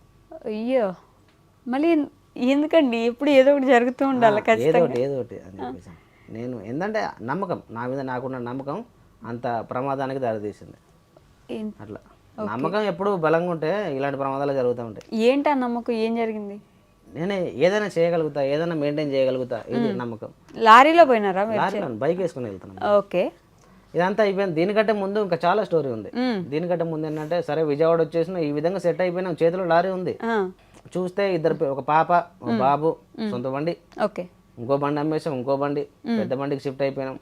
ఏముంది ఏటు దగ్గర ఒక బైక్, ఏముంది ఎటు వెళ్ళడానికి లేదు, దుర్గమ్మ గుడికి, ఏదైనా పార్కు, లేదంటే కృష్ణా నది, విజయవాడ అంతవరకే వెళ్ళేవాళ్ళం. మేము ఎవరింటికి వెళ్ళేవాళ్ళం కాదు, మా ఇంటికి ఎవరు వచ్చేవాళ్ళు కాదు. మేము పలానా విజయవాడలో ఉన్నట్టు ఎవరికి తెలియదు అసలు. ఎందుకు అని చెప్పేసి అంటే నన్ను జైల్లో వేశారని చెప్పేసి. జైల్లో వేసిన తర్వాత బయటకు వచ్చేసిన. 2 నెలల తర్వాత విజయవాడ వచ్చేసిన. జైల్లో వేస్తే నెలకు వచ్చేసి వాయిదాలకి పేసీలకు అటెండ్ కావాలని చెప్పేసి అంటారు. నెల వెళ్ళాలి, కేసు రన్నింగ్ అవుతూ ఉంటుంది. ఆ కేసు ఎప్పుడైతే కొట్టుడు పోయేదాకా వాయిదాలకు వెళ్తూ ఉండాలి. అవి నేను తప్పించేసిన. దగ్గర 3-4 సంవత్సరాలు 15 నాన్-బెయిలబుల్ వారెంట్లు పడ్డాయి. కోర్టు ధిక్కారణ 15 నాన్-బెయిలబుల్ వారెంట్లు కనబడితే తీసుకెళ్లి జైలు వేస్తారు. బెయిల్ కూడా ఇవ్వద్దు ఈ అబ్బాయికి అని చెప్పి అలా చేస్తారు. తర్వాత ఇల్లు గురించి ఆలోచన పడింది. చెల్లెపల్లి చేయాలి, చెల్లె జాబ్ దగ్గరకు వచ్చింది, అమ్మని చూసుకోవాలి, నాన్నమ్మని చూసుకోవాలి, ఇంటికి వెళ్ళాలి అంటే అప్పుడు నన్ను బయటకు తీసుకొచ్చిన లాయర్ గారికి ఫోన్ చేసిన. ఒక అరగంట క్లాస్ వీకెడ్, ఇలా చేస్తావు, నువ్వు ఏమనుకుంటున్నావు, కోర్టు అంటే భయం లేదా నీకు అని చెప్పేసి, నువ్వు ఎవరికి ఇట్లా ఎదురు తిరిగావు తెలుసా, జడ్జి గారికి ఇలా తిరిగావు, కనబడితే నీ పని కథం అన్నాడు. మరి ఏంటి సార్ పొజిషన్, హైకోర్టు నుంచి ఒక పిటిషన్ తీసుకురా అని చెప్పేసి అన్నాడు. తెలియదు, లాయర్ ఎవరు తెలియదు. హైదరాబాద్లో ఇక పలానా లాయర్ తీసుకోండి, కలవండి, ఒక పిటిషన్ తీసుకురండి. ఆ హైకోర్టు నుంచి ఒక పిటిషన్ తీసుకొస్తే క్షమించండి అన్నాడు. ఒక క్షమాభిక్ష 15 నాన్-అవైలబుల్ వారెంట్ పడ్డాయి కదా, నేను ఇలాంటి తప్పులు చేయను, ఇక మీదట దాన్ని ఏదైతే కేసు ఉందో రన్నింగ్ చేసుకుంటా అన్నట్టుగా ఒక సారాంశం పట్టిక తీసుకురండి అన్నారు. దానికి ఒక 2 లక్షలు ఖర్చు. 2 లక్షలు ఖర్చు. ఇదిగో అదిగో అదిగో అంటే సంవత్సరం పట్టింది మనం రావడానికి. అది తీసుకెళ్ళి కరీంనగర్ కోర్టులో ఇచ్చేసిన. కోర్టులో ఇచ్చిన తర్వాత ఇక ఇప్పుడు పోలీసులు ఇబ్బంది పెట్టడం మొదలైపోయింది. అయ్యో, లోకల్ పోలీసులు, మా మండలం పోలీసులు. ఎందుకంటే నా వెనకాల ఇప్పుడు నా మీద ఏమన్నా అంటే వెనకాల ఆ అబ్బాయిని ఎందుకన్నావు అని చెప్పేసి అనేవాళ్ళు ఎవరు లేరు. అలాంటి వాళ్ళ మీదకే చాలా మంది ఎగబడతా ఉంటారు. అలా అయిపోయింది పరిస్థితి. లోకల్ పోలీసులు ఎగబడ్డాం, చాలా ప్రెజర్ పెట్టాం. ఎందుకని నేను ఇప్పుడు అరెస్ట్ అయినామనుకో, నాన్-అవైలబుల్ వారెంట్లు ఉన్నాయి, లోపలికి వెళ్తావు అని చెప్పేసి నాకు సరిగా తెలియడం, సరిగా తెలియకపోవడం. నేను ఆల్రెడీ కోర్టు చుట్టే తిరుగుతున్నా. వీళ్ళు అరెస్ట్ చేసైనా సరే నన్ను కోర్టులో ప్రజెంట్ చేయాల్సిందే. సరే, అది కోర్టులో సబ్మిట్ చేసినాం. అది అయిపోయే మూమెంట్లో ఉండగా జిల్లాలు వేరైపోయినాయి. కరీంనగర్ జిల్లా మాది అప్పుడు. జిల్లాలు వేరైపోయి నా కేసు సిద్దిపేటకు వచ్చేసింది. కరీంనగర్లో ఒక లాయరు, ఆయన కొంత ఫీజు, సిద్దిపేటలో మళ్ళీ ఒక లాయరు. ఈ విధంగా సిద్దిపేటలో కోర్టులు, కేసులు, ఇది అని మొత్తం అయిపోయింది. అయిపోయిన తర్వాత ఫస్ట్ అప్పుడు ఊళ్ళో మొదటిసారిగా అడుగుపడింది. ఆమె, మా మిసెస్, నేను, 2 పిల్లలు మొదటిసారి ఊళ్ళోకి వెళ్తాం, ఇంటికి వెళ్తాం. ఫస్ట్ టైం మా ఇల్లు ఇది అని చెప్పేసి అని, నేను పుట్టిన ఇల్లు అని చెప్పేసి మా పిల్లలకి చూపించడం ఫస్ట్ టైం. మీది ఇల్లా, మీది ఏ ఊరా? వాళ్ళు ఆశ్చర్యం బాగా. ఏంటి ఈ ఊరా, ఇది మీ ఇల్లా, ఇక్కడ నువ్వు పుట్టావా, ఏం మీ అమ్మ, ఏం మీ నాన్నమ్మ? అంతవరకు ఎవరు, మా అమ్మని కూడా చూడలేదు వాళ్ళు. మా అమ్మని చూడలేదు, మా నాన్నమ్మని చూడలేదు, మా నాన్నని చూడలేదు. అప్పటికి మా నాన్నగారు చనిపోయారు. ఇక ఇది ఫోటో మా నాన్నగారిది అని చెప్పేసి అని పిల్లలకి చూపించడం ఫస్ట్ టైం. అప్పటికి మీ చెల్లి పెళ్ళికి వచ్చిన్నారు, పెళ్ళికి రెడీగా ఉన్నారు. ఇక సంబంధం మాట్లాడడానికి ఊళ్ళో అయిపోయిన తర్వాత ఇక ఈమె నేను సంబంధం మాట్లాడి సిద్దిపేట అబ్బాయికి ఇచ్చేసినాం. అబ్బాయి గవర్నమెంట్ జాబ్, ఆయనకు పెళ్లి చేసినాం. బాగుంది, చెల్లి సెటిల్డ్. పెళ్లి ముందుకు ఏంటంటే సంబంధం మాట్లాడినాం. ఊళ్ళో పత్రికలు పంచడానికి బైక్ కావాలి. బైక్ కావాలంటే వాళ్ళని వీళ్ళని అందరికి వ్యవసాయాలే, ప్రతి ఒక్క బండి ఇంపార్టెంట్ వాళ్ళకి. దొరకదు అని చెప్పేసి విజయవాడలో మనకు బైక్ ఉంది కదా, అది తీసుకొని వద్దామని చెప్పేసి అని ఫ్యామిలీని ట్రైన్ ఎక్కి ఇచ్చేసిన. నేను విజయవాడ నుంచి బైక్ వేసుకొని వస్తున్నా. నర్మేట దగ్గరలోకి వచ్చేసిన. సూర్యాపేట, జనగాం, నర్మేట మా ఊరు ఉస్మాబాద్. ఇలా వెళ్తున్నా, రోడ్డు బాగాలేక పడిపోయినా. పడిపోయి కాలు ఫ్రాక్చర్ అయిపోయింది. ఇదే ఎడంకాలి ఇక్కడికి కట్ అయిపోయింది. అంటే లోపల బోన్ కట్ అయిపోయింది. లోపల బోన్ కట్ అయిపోయింది. అప్పుడు మళ్ళీ హాస్పిటల్ ఎవరు జాయిన్ చేశారు ఆ టైంకి? అక్కడ నర్మేటకి ఒక 1/2 కిలోమీటర్ దూరంలో ఊళ్ళో ఆర్ఎంపీ డాక్టర్ ఉన్నాడు. ఆయన దగ్గరికి మళ్ళీ నేనే బైక్ నడుపుకుంటూ వెళ్ళిపోయా. ఈ కాలు ఇరిగింది. ఈ కాలు ఇలా గాల్లో పెట్టేసి ఈ కాలు లేపి బైక్ మీద కూర్చొని ఆ డాక్టర్ దగ్గరికి వెళ్ళి, ఒక నర్సు ఉంటే ఆమెను పట్టుకొని బెడ్ పైన కూర్చొని 1 గంట రెస్ట్ తీసుకోండి అని, ఇదే పెయిన్ కిల్లర్, నొప్పి రాకుండా ఇంజక్షన్ ఇస్తానని ఒక ఇంజక్షన్ చేసి, ఏంటి అంటే హన్మకొండలో మా ఫ్రెండ్ ఒక ఆయన క్లాస్మేట్, ఏ హాస్పిటల్ బాగుంటుంది అంటే పలానా హాస్పిటల్ అని ఆయన సజెషన్ చేస్తే అక్కడికి రారా బాగుంటుంది అని చెప్పేసి అంటే, ఆ డాక్టర్ కారే తీసుకొని ఆయన కారు ఎంగేజ్కి మాట్లాడుకొని ఆ కార్లో హన్మకొండ రావడం జరిగింది. అప్పుడు మెయిన్ ఏంటంటే ఫ్యామిలీకి చెప్పొద్దు. ఆల్రెడీ వీళ్ళు వచ్చేపాటికి నేను హాస్పిటల్కి వచ్చే ముందే, నువ్వు స్టేషన్లో వాళ్ళు దిగుతున్నారు, మంగ వాళ్ళ పిల్లలు వాళ్ళు దిగుతున్నారు, వాళ్ళని తీసుకుని హాస్పిటల్కి రా, వాళ్ళకి చెప్పు. ఏమని చెప్తావు అంటే, బస్సు లేదు ఇప్పుడు, ఇంటికి వెళ్ళాలంటే కార్లోనే వెళ్ళాలి, ఈ విషయం చెప్పు వాళ్ళకి. హాస్పిటల్ కాడ చిన్న పని ఉందని చెప్పేసి నా హాస్పిటల్ దగ్గర ఆపు, నేను వచ్చే విషయం చెప్పు. నేను స్ట్రెచ్చర్లో దిగుతున్నాను. ఇక నన్ను దానిలో కార్లో దిగుతున్నట్టు ఆమె ఒక్కటే ఏడుపుగా మరి ఎప్పుడు చూడలేదు. ఇంకా దెబ్బ మీద దెబ్బ ఎప్పుడు ఏదో ఒక స్టేజ్ ఎదుగుతున్నాం, ముందుకు వస్తున్నాం అని చెప్పేసి అనే దానికి ఎప్పుడు ఏదో ఒకటి కిందికి లాగుతూనే ఉంది. మీరు కూడా ట్రైన్లో వచ్చేసి ఆ రోజు కార్ యాక్సిడెంట్ జరిగి ఉండేది కాదు. ఆమె కూడా చాలా చెప్పింది. నేను ప్రతి ఒక్క ముందడుగు, ఎందుకంటే మా ఫ్యామిలీ ప్రతి ఒక్క కిందికి వెళ్ళిపోవడం కారణం అంటే నేనే. ఇద్దరం బాగానే ప్లాన్ చేసుకుంటాం, ఈ పని చేసుకోవాలి, నలుగురిలో ఇలా ఉండాలి, 10 మందిలో ఇలా ఉండాలి. ఎవరైతే మమ్మల్ని కాదన్నారో, మమ్మల్ని వద్దనుకున్నారో వాళ్ళు ఇప్పుడు సూపర్ బాగున్నారు. ఊళ్ళో ప్రతి ఒక్కడికి ఏంటంటే ఇప్పుడు ప్రజెంట్ సిచ్యువేషన్, ఒక ఇంట్లో ఒక అబ్బాయికి వాళ్ళ నాన్న సంపాదించిన 5 ఎకరాల పొలం ఉంటుంది, వాళ్ళ తాతలు సంపాదించిన 5 ఎకరాలు, ఏదో సంథింగ్ 5 ఎకరాలు, 3 ఎకరాలు, 10 ఎకరాలు ఎంతో కొంత ఉంటుంది. నాకు మాత్రం ఏం లేదు. నాలాంటి వాడికి తల్లిదండ్రులు ఇచ్చే ఏంటంటే ఒక చదువుకోవడం ఆస్తులు అంతస్తులు కాకుండా కానీ నీ వరకు నువ్వు చదువుకో చాలు బస్ అంతే. చదువుకొని నీ లైఫ్ నువ్వు నిలబెట్టుకో. ఇలాంటిదే గొప్ప ఇప్పుడు ప్రజెంట్ ఇది నడిచేది ఇదే. అలాంటిది నాకు లేకపోయింది. ఇప్పుడు అలాంటి వాళ్ళు వాళ్ళతో పోటీ పెట్టుకోకూడదు మనం. ఎందుకంటే వాళ్ళ టార్గెట్ ఏంటంటే చదువుకోవడం. వాళ్ళకి కష్టం తెలియదు. ఆడపిల్ల పెళ్లి చేసిన వాళ్ళు కాదు, ఇంటికాడ అమ్మ నాన్నని చూసుకునే వాళ్ళు కాదు, లేదంటే పిల్లల బాధ్యత భార్య బాధ్యత తీసుకునే వాళ్ళు కాదు. వాళ్ళు ఏంటంటే ఆల్రెడీ అమ్మ నాన్న ఇచ్చిన చదువుతో చదువుకొని మంచి ఉద్యోగం సెటిల్ అయ్యి ఇప్పుడు కొద్దిగా అయ్యా ఆస్తులు వెనకాల పెట్టుకొని అయ్యా రిటైర్డ్. ఇప్పుడు ఆస్తులు నేనకే, వాళ్ళతో కంపేర్ చేసుకోకూడదు. మనదంటూ మనదే. మనకేందో విజయవాడలో సొంతంగా ఇల్లు ఉంది, వాళ్ళ సొంత బండి ఉంది, చిన్న ఏదో కొద్దిగా ఇవన్నీ ఉన్నాయని చెప్పేసి అని ఇది చాలు మనకి. మనకన్నా లేని వాళ్ళతో చూసుకోవాలి మనం. ఇప్పుడు తెచ్చుకున్నారు అవన్నీ. మరి చెల్లి పెళ్ళప్పుడు కాలు అట్లా వేసుకుని పెళ్లి పత్రికలు పంచారా తర్వాత వెళ్ళి? మరి నేను మంచలేదు. మా బుడ్డోడి మా ఆరుష్ గాడి చంకలో వేసుకొని అమ్మాయి పెళ్లి చేసింది మా అమ్మాయిడ. ఆవిడొక్కడే. ఓకే, మీరు ఇంకా బెడ్ రీడెన్, కాలు మొత్తం కూర్చోవడం అంతే. కూర్చోవడం లేదు, అసలు పడుకోవడం నేను. ఇక బాబా ఏమనుకున్నారో దానికి ఇట్లా మొత్తం రివర్స్ జరుగుతూ ఉన్నాయి. ఇప్పుడు ఆవిడ ఉన్నది పాపం, ఆవిడే మీకు తోడు ఉన్నది, ఆవిడే చూసుకుంది, పెళ్లి చేసినారు. మళ్ళీ విజయవాడ. అప్పటికి ఆమె వాళ్ళ అమ్మ నాన్న అదే ఊరు, సిద్దిపేట. కళ్ళ ముందు తిరుగుతున్నారు. అప్పటికి వాళ్ళ అబ్బాయికి మా ఆయనకి ఇలా అయింది, ఇప్పుడైనా వస్తారేమో అని చెప్పేసి ఒక ఆశ అప్పటికి ఆమెకి. ఒక రకంగా లేదు, అవకాశం లేదు అప్పుడు కూడా. అసలు కనీసం తిరిగి చూసినారా మొహం? లేదు, అసలు పలకరించలేదు కూడా. 10 సంవత్సరాలు ఇప్పటికి కూడా పలకరించలేదంటేనే అదొక ఆశ్చర్యం అని చెప్పుకోవాలి. పాప. ఓకే, మళ్ళీ అక్కడికి వెళ్ళినారు. ఆ తర్వాత మళ్ళీ నార్మల్గా లారీ నడుపుకుంటూనే ఉన్నారు. ఇక దాని తర్వాత చెల్లెలి పెళ్ళి అయింది. చెల్లెని సిద్దిపేట అత్తగారింటికి పంపించడం జరిగింది. దాని తర్వాత నేను కాల్ సెట్ చేసుకోవడానికి ఒక 6 నెలలు రెస్ట్ తీసుకోవడం జరిగింది.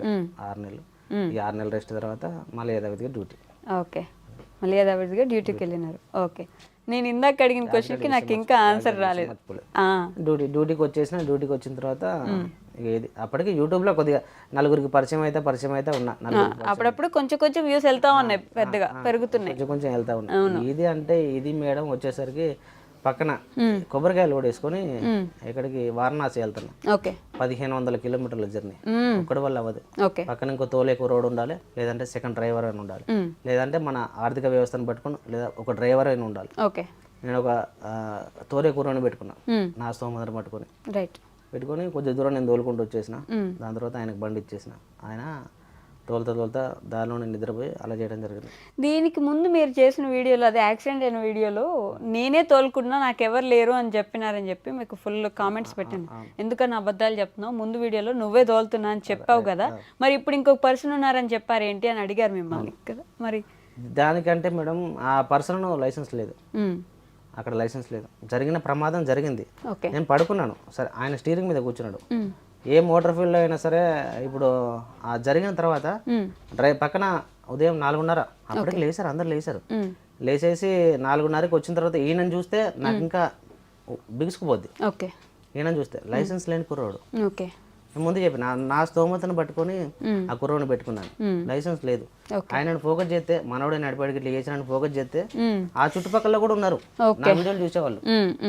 వాళ్ళు చూసేసి ఈ విషయం అంత పెద్ద ప్రమాదం జరిగింది, దీంట్లో పోలీసుల ఇన్వాల్వ్ ఖచ్చితంగా ఉంటుంది. మెయిన్ వాళ్ళు చూసేది అంటే లైసెన్స్, బండి కాగితాలు ఫోర్స్ మీద ఉండాలి. కుర్రోడికి లైసెన్స్ లేదు. ఆయన పక్క జరిపి నేను అటు కూర్చున్నా. నువ్వు ఇటు వచ్చే నేను అటు కూర్చుంటాను. నువ్వు ఇటు లెఫ్ట్ సైడ్ నుంచి నువ్వు దిగిపో, రైట్ సైడ్ నుంచి నేను దిగుతా. రైట్ సైడ్ నుంచి నేను దిగిన, జనాలు నన్ను చూశారు అక్కడ. రైట్ సైడ్ నుంచి దిగుతున్నాను, డ్రైవర్ అయినా. అబద్ధం చెప్పడానికి కారణం అది. అలా అబద్ధం చెప్పినారు, ఆ తర్వాత మళ్ళీ నిజం చెప్పినారు. దాని తర్వాత నిజం అంటే ఇప్పుడు అంతా అయిపోయింది. ఇప్పుడు ఏం చేయలేదు. మరి ఇట్లా డబ్బులు తీసుకుని ఆ లారీ బాగు చేయించుకున్నారు కదా, అందరికీ థ్యాంక్ యూ కూడా చెప్పినారు, ఇట్లా పంపించినారు. సగం మంది పంపించిన డబ్బులు రాలేదు, నేనేమి ముందు ప్లాన్ చేసుకోలేదు, ప్లాన్ చేసుకుంటే బిజినెస్ చేయాలనుకుంటే ఇంకేదో అకౌంట్ క్రియేట్ చేసుకునేవాడిని కదా అని కూడా చెప్పినారు. మరి తర్వాత మంచిగా కష్టపడి బాగు చేసుకున్న లారీని ఎందుకు అమ్మేశారు? ఇక మెయిన్ అమ్మడానికి కారణం వచ్చినా బాగు చేయించుకున్నా. వాళ్ళు 4 సాయం చేశారు, చాలా మంది సాయం చేశారు. ప్రతి ఒక్కరికి పేరు పేరున ధన్యవాదాలు అని చెప్పిన ప్రతి ఒక్కరికి ఇంత వచ్చింది అని చెప్పేసి నాకు చేయండి, ఒక వీడియో చేయండి అని చెప్పి ఎవరు చెప్పలేదు. ఎంత వచ్చిన అమౌంట్ నాకు లెక్క కావాలి అని చెప్పేసి ఎవరు అడగలేదు. నా సొంతంగా నేను చేసుకున్నా. నాకు ఎంత వచ్చింది, 1,00,000 పైన అమౌంట్ వచ్చేసింది. అక్కడ ఘోరంగా తీసుకున్నారు మేడం. ఇది ఏదైతే యాక్సిడెంట్ అయిన చోటో మరి బాగా తీసుకున్నారు. ఇంపాక్ట్ అయింది ఒక ఒక బోరు, ఓకే. ఒక ట్రాక్టర్, దాని తర్వాత ఒక మెకానిక్ షెడ్. చాలా 80,000 దాకా ఖర్చు అయిపోయింది. అప్పో. స్టేషన్లో మరి చదువుకున్న మూర్ఖులు అనొచ్చు, తప్పలేదు, వాళ్ళు కూడా బాగా తీసుకున్నారు. వీళ్ళ వల్ల ఇక అయిపోయిన తర్వాత బండి చేయించుకొని అమ్ముకోవడానికి కారణం ఏంటంటే నాకు 2 ఇన్సిడెంట్. ఇది జరిగింది కదా, ఇది పెద్దది మేజర్. దీనికంటే ఒక వారానికి ముందు నా చేతిలో జరిగింది. మళ్ళీ ప్రయాగ్రాజ్, ఇలహాబాద్ దారిలో వస్తుంటే ఏ డ్రైవర్కైనా నిద్ర రావడం సహజం. 24 గంటలు మిషన్ లాగా పనిచేయలేడు. ఓకే. ఆ టైంలో పలానా చుట్ట కిలోమీటర్ దూరంలో ఒక టీ హోటల్ ఉంది. నేను అక్కడ ఆపుకుంటా, అక్కడ రిఫ్రెష్ అవుతా, ఓకే. అక్కడ నుంచి మళ్ళీ జర్నీ స్టార్ట్ చేస్తా అనేది ఒక టార్గెట్ ఉంటుంది. సేమ్ నాకు కూడా అదే టార్గెట్లో ఉంది. 1 కిలోమీటర్ దూరంలో టీ హోటల్, ఓకే. అక్కడ ఆపుకుంటా, టీ తాగుతా, లేదంటే స్టీరింగ్ మారుతా, సెకండ్ డ్రైవర్కి ఇచ్చేసి నేను మారిపోతా. ఆ టార్గెట్. ఇది ఒక 5 నిమిషాల జర్నీ. కళ్ళు మూతలు పడిపోయినాయి. చూస్తే లెఫ్ట్ సైడ్లో ఒక బండి ఉంది. దగ్గరికి వెళ్ళిన తర్వాత కనపడింది బండి. 50 స్పీడ్లో బండి ఉంది. ఇలాంటివి జరుగుతూ ఉంటాయి ప్రతి ఒక్క డ్రైవర్ కామన్. కానీ చూసుకొని ముందుగా రోడ్డు నుంచి తిప్పేసా. రోడ్డు మీదకి రైట్ సైడ్, లెఫ్ట్ సైడ్ అద్దం మాత్రమే పగిలింది. అద్దం లెఫ్ట్ సైడ్ చిన్న గీత, చాలా తక్కువ డ్యామేజ్ అది జరిగింది. దాని తర్వాత ఇది రెండోది. నా విషయానికి ఏంటంటే ఏదో కొడుతుంది, 2 అయినాయి, 3వది తగిలితే ఏదో పెద్దగానే జరిగింది. ఓకే. నాకు అనిపిస్తుంది కొడుతు సిగుతుంది, ఇది మెయింటైన్ కరెక్ట్ కాదు ఇక అని చెప్పి నమ్మేసాను.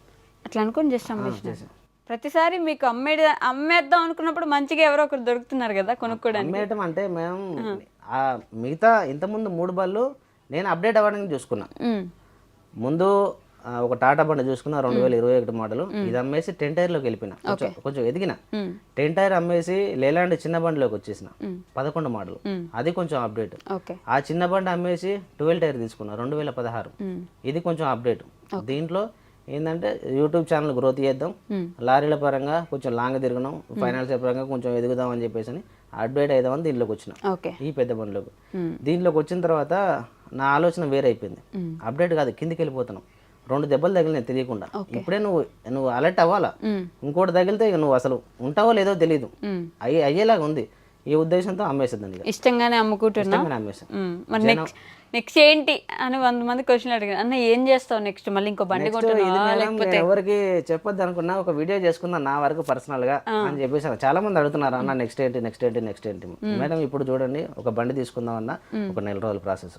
మీరు ఒక బండి కొనుక్కోవాలనుకున్నా ఆ కాగితాలు ట్రాన్స్ఫర్ ఇది అదే అని చెప్పేసి అని, దాని మీద ఫైనాన్స్ క్లియరెన్స్ అని ఒక 4 రోజుల ప్రాసెస్ అవుద్ది. ఇప్పుడు ప్రజెంట్ సీజన్ ఇప్పుడే నడిచిద్ది.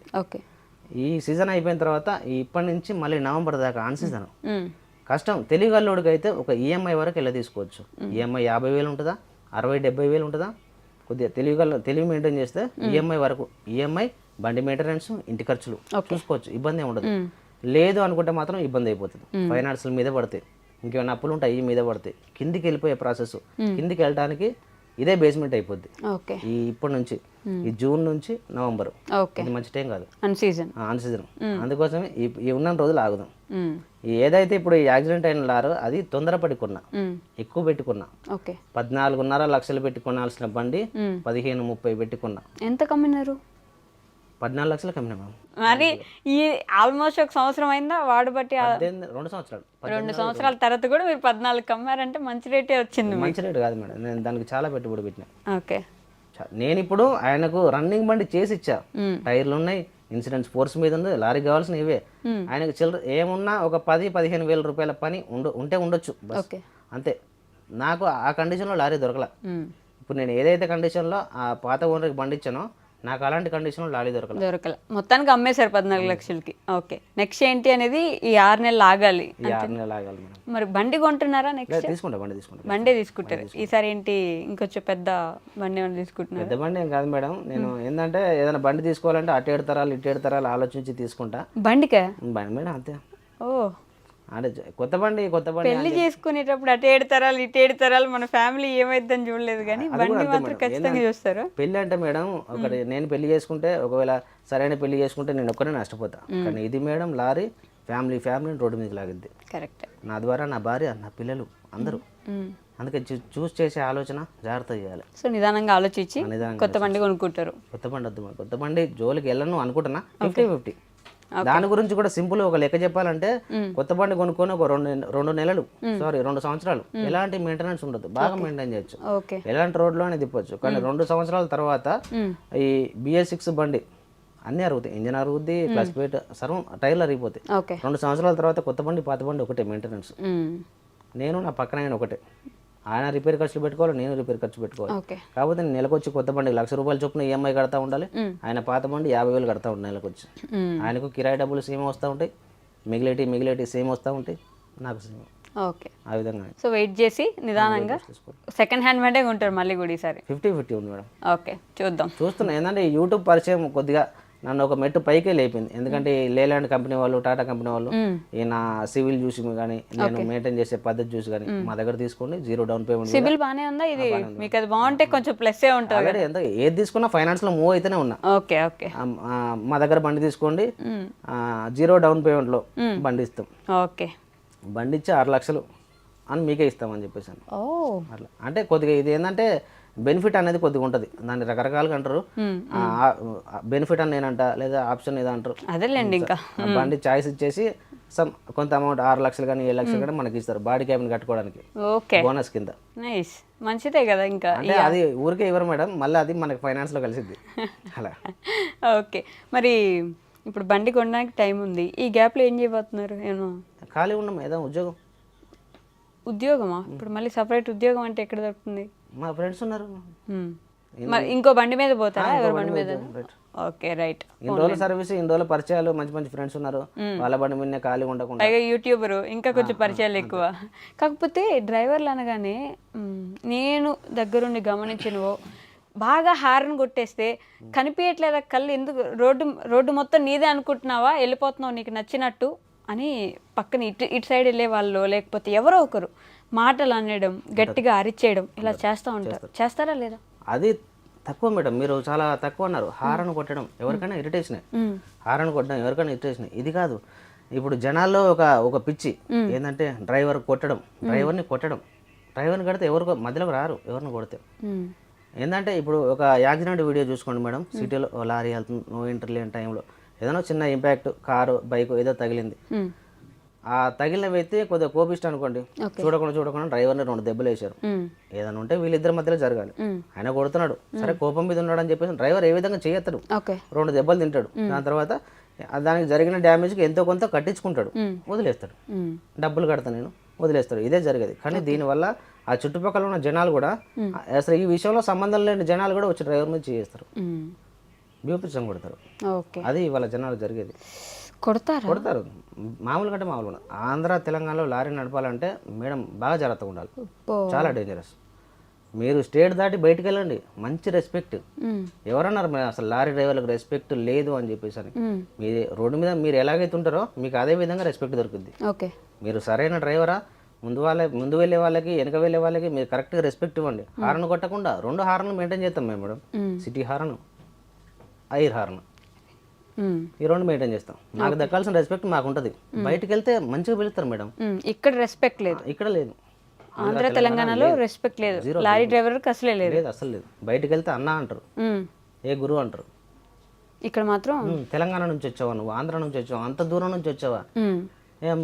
ఏదన్నా చదువుకున్న వాళ్ళు కూడా అరే వీళ్ళకి తెలియదు, డ్రైవర్లు చాలా దూరం నుంచి వచ్చారు, ఆంధ్ర వాళ్ళు తెలంగాణ వాళ్ళు దగ్గర నుంచి చెప్పాలి మనమే, ఇలా ఈ విధంగా రెస్పెక్ట్.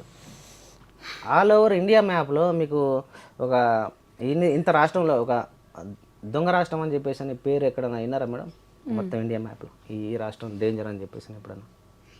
మేబీ మహారాష్ట్ర, బీహార్ అంటారు, బీహార్, ఉత్తరప్రదేశ్, అవి మన ఆంధ్ర తెలంగాణ చాలా బెటర్.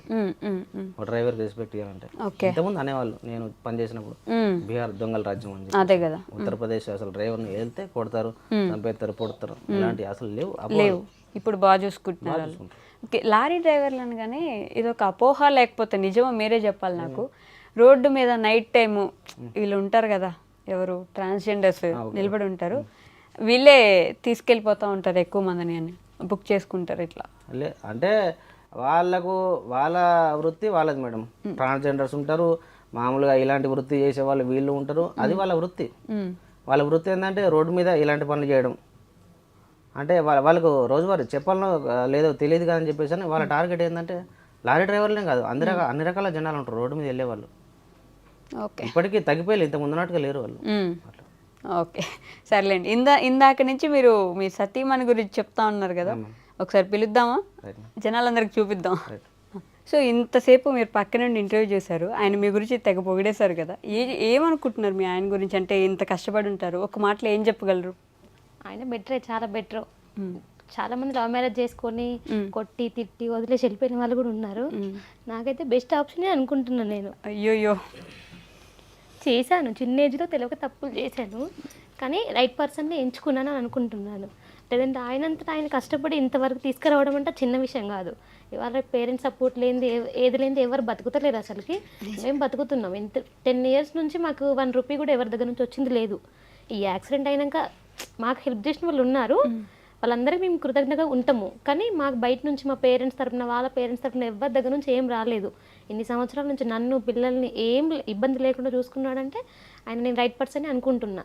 తప్పులు చేసినాం కాదంటలేను, అవన్నిటికీ నేను ఇప్పుడు రిగ్రెట్ అవుతున్నా, కానీ దానికి ఏం చేయలేను. అదంతా ఆప్షన్ అయిపోయింది. ఇంకా ఇప్పటికైనా వాళ్ళు మాట్లాడాలనుకుంటున్నా కానీ ఇక అది వాళ్ళ ఇష్టం, వాళ్ళకి వదిలేస్తున్నాను అంతే. మిస్ అవుతున్నారా? ఇంకా మిస్ అవ్వకుండా ఎట్లుంటే పేరెంట్స్ని 10 years నుంచి నా డెలివరీ అప్పుడైనా సరే, నా పిల్లలు చిన్నగా ఉన్నప్పుడైనా సరే, నాకు బాగాలేనప్పుడైనా సరే అవుతాను, ఇంకా ఏడ్చుకుంటూ ఉంటాను అంతే. ఏం లేదు చేయాల్సిందని సైలెంట్గా ఉంటాను. నేను చేసిన తప్పుల వల్లనే కదా, నాకు కూడా వాళ్ళది కూడా బెస్టే అనిపిస్తుంది, వాళ్ళ డెసిషన్ కూడా. నేను తెలియక అన్నీ చేసిన, వాళ్ళు కూడా వాళ్ళ కోపం చూపిస్తున్నారు, చూద్దాం ఎన్ని రోజులు ఉంటారో అని. ఇంకా నేనే సైలెంట్గా ఉంటున్నా. బట్ మీ ఆయన బాగా చూసుకుంటున్నారు? ఆయన బాగానే చూసుకుంటాడు. ఆయన బాగా చూసుకోకపోతే 10 years నుంచి ఎవరు సపోర్ట్ లేకుండా నేను ఉండలేకపోదును. చాలా మంది లవ్ మ్యారేజ్ చేసుకొని కొట్టి తిట్టి ఇంటికా నుంచి తీసుకురాపో అట్లా చెప్పి ఇంకా చాలా చేసేవాళ్ళు ఉన్నారు. కాదు, నన్ను మా ఇంటికాడ మా అమ్మ వాళ్ళు ఎట్లా చూసుకున్నారో ఆయన అంతకన్నా బాగా చూసుకుంటున్నాడు ఇప్పుడు. ఓకే, నైస్, థ్యాంక్ యూ అండి. మీ ప్రజెన్స్ ఫస్ట్ నుంచి ఉంటే బాగుండేది, బట్ వచ్చి అలా ఏడ్చేసారు, మీరు ఏడిపించినట్టు అవుతుంది నాకు. బట్ ధైర్యంగా ఉండండి, బాగా జరుగుతుంది అంతా. ఆయన ఉన్నాడుగా, చూసుకుంటున్నారు, మీరు ఆయనకు తోడున్నారు, చాలు. ఇంకా పిల్లలు ఉన్నారు, ఇప్పుడు ఇద్దరు పిల్లలు ఉన్నారు, అదే అనుకుంటున్నాను. ఇంకా వాళ్ళు కలిస్తే కలిసారు, లేకపోతే లేదు. ఇంకా మన లైఫ్ మనం లీడ్ చేయాలి కదా అని అనుకుంటున్నాను. ఇప్పుడు మీద ఒక ఫ్యామిలీ అంతే. ఫీల్డ్ ఎలా ఉంటుంది ఒకటి, అండ్ మీ తోటి డ్రైవర్స్కి మీ అదే ఇప్పుడు సంఘం అంటారో అసోసియేషన్ అంటారో వాళ్ళందరికీ ఏం చెప్పాలనుకుంటున్నారు? మీ ఫీల్డ్లో ఎలా ఉంటుంది అసలు? ఫీల్డ్ ప్రజెంట్ మేడం, ఇంతకుముందు లారీ ఫీల్డ్ అంటే చాలా మందిని సీనియర్ని అడిగితే ఒక వ్యసనం అంటారు. వ్యసనం ఒక వ్యసనం అంటారు లారీ ఫీల్డ్. అది ప్యాకాట ఇది ఒకటే సేమ్ అని చెప్పేసి అంటారు. ఓకే. ఇంతకుముందు నిజమే అది అట్లే ఉండేది. దానికంటే ముందు ఒక 3 బళ్ళు మెయింటైన్ చేసే ఓనర్కి పర్వాలేదు. ఒక బండి మెయింటైన్ ముందు ఒక నేను డ్రైవర్కి చేసినప్పుడు రోజుల నుంచి చెప్పుకుంటూ వస్తాను, అప్పుడు ఒక బండి మెయింటైన్ చేయాలంటే కష్టంగా ఉండేది. డ్రైవర్ని పెట్టుకుని డ్రైవర్కి ఇవ్వాలి, ఓనర్ క్లీనర్కి ఇవ్వాలి. కరెక్ట్. ఒక 3 బళ్ళు మెయింటైన్ చేస్తే పర్లేదు, కొద్ది రొటేషన్ అవుతుంది.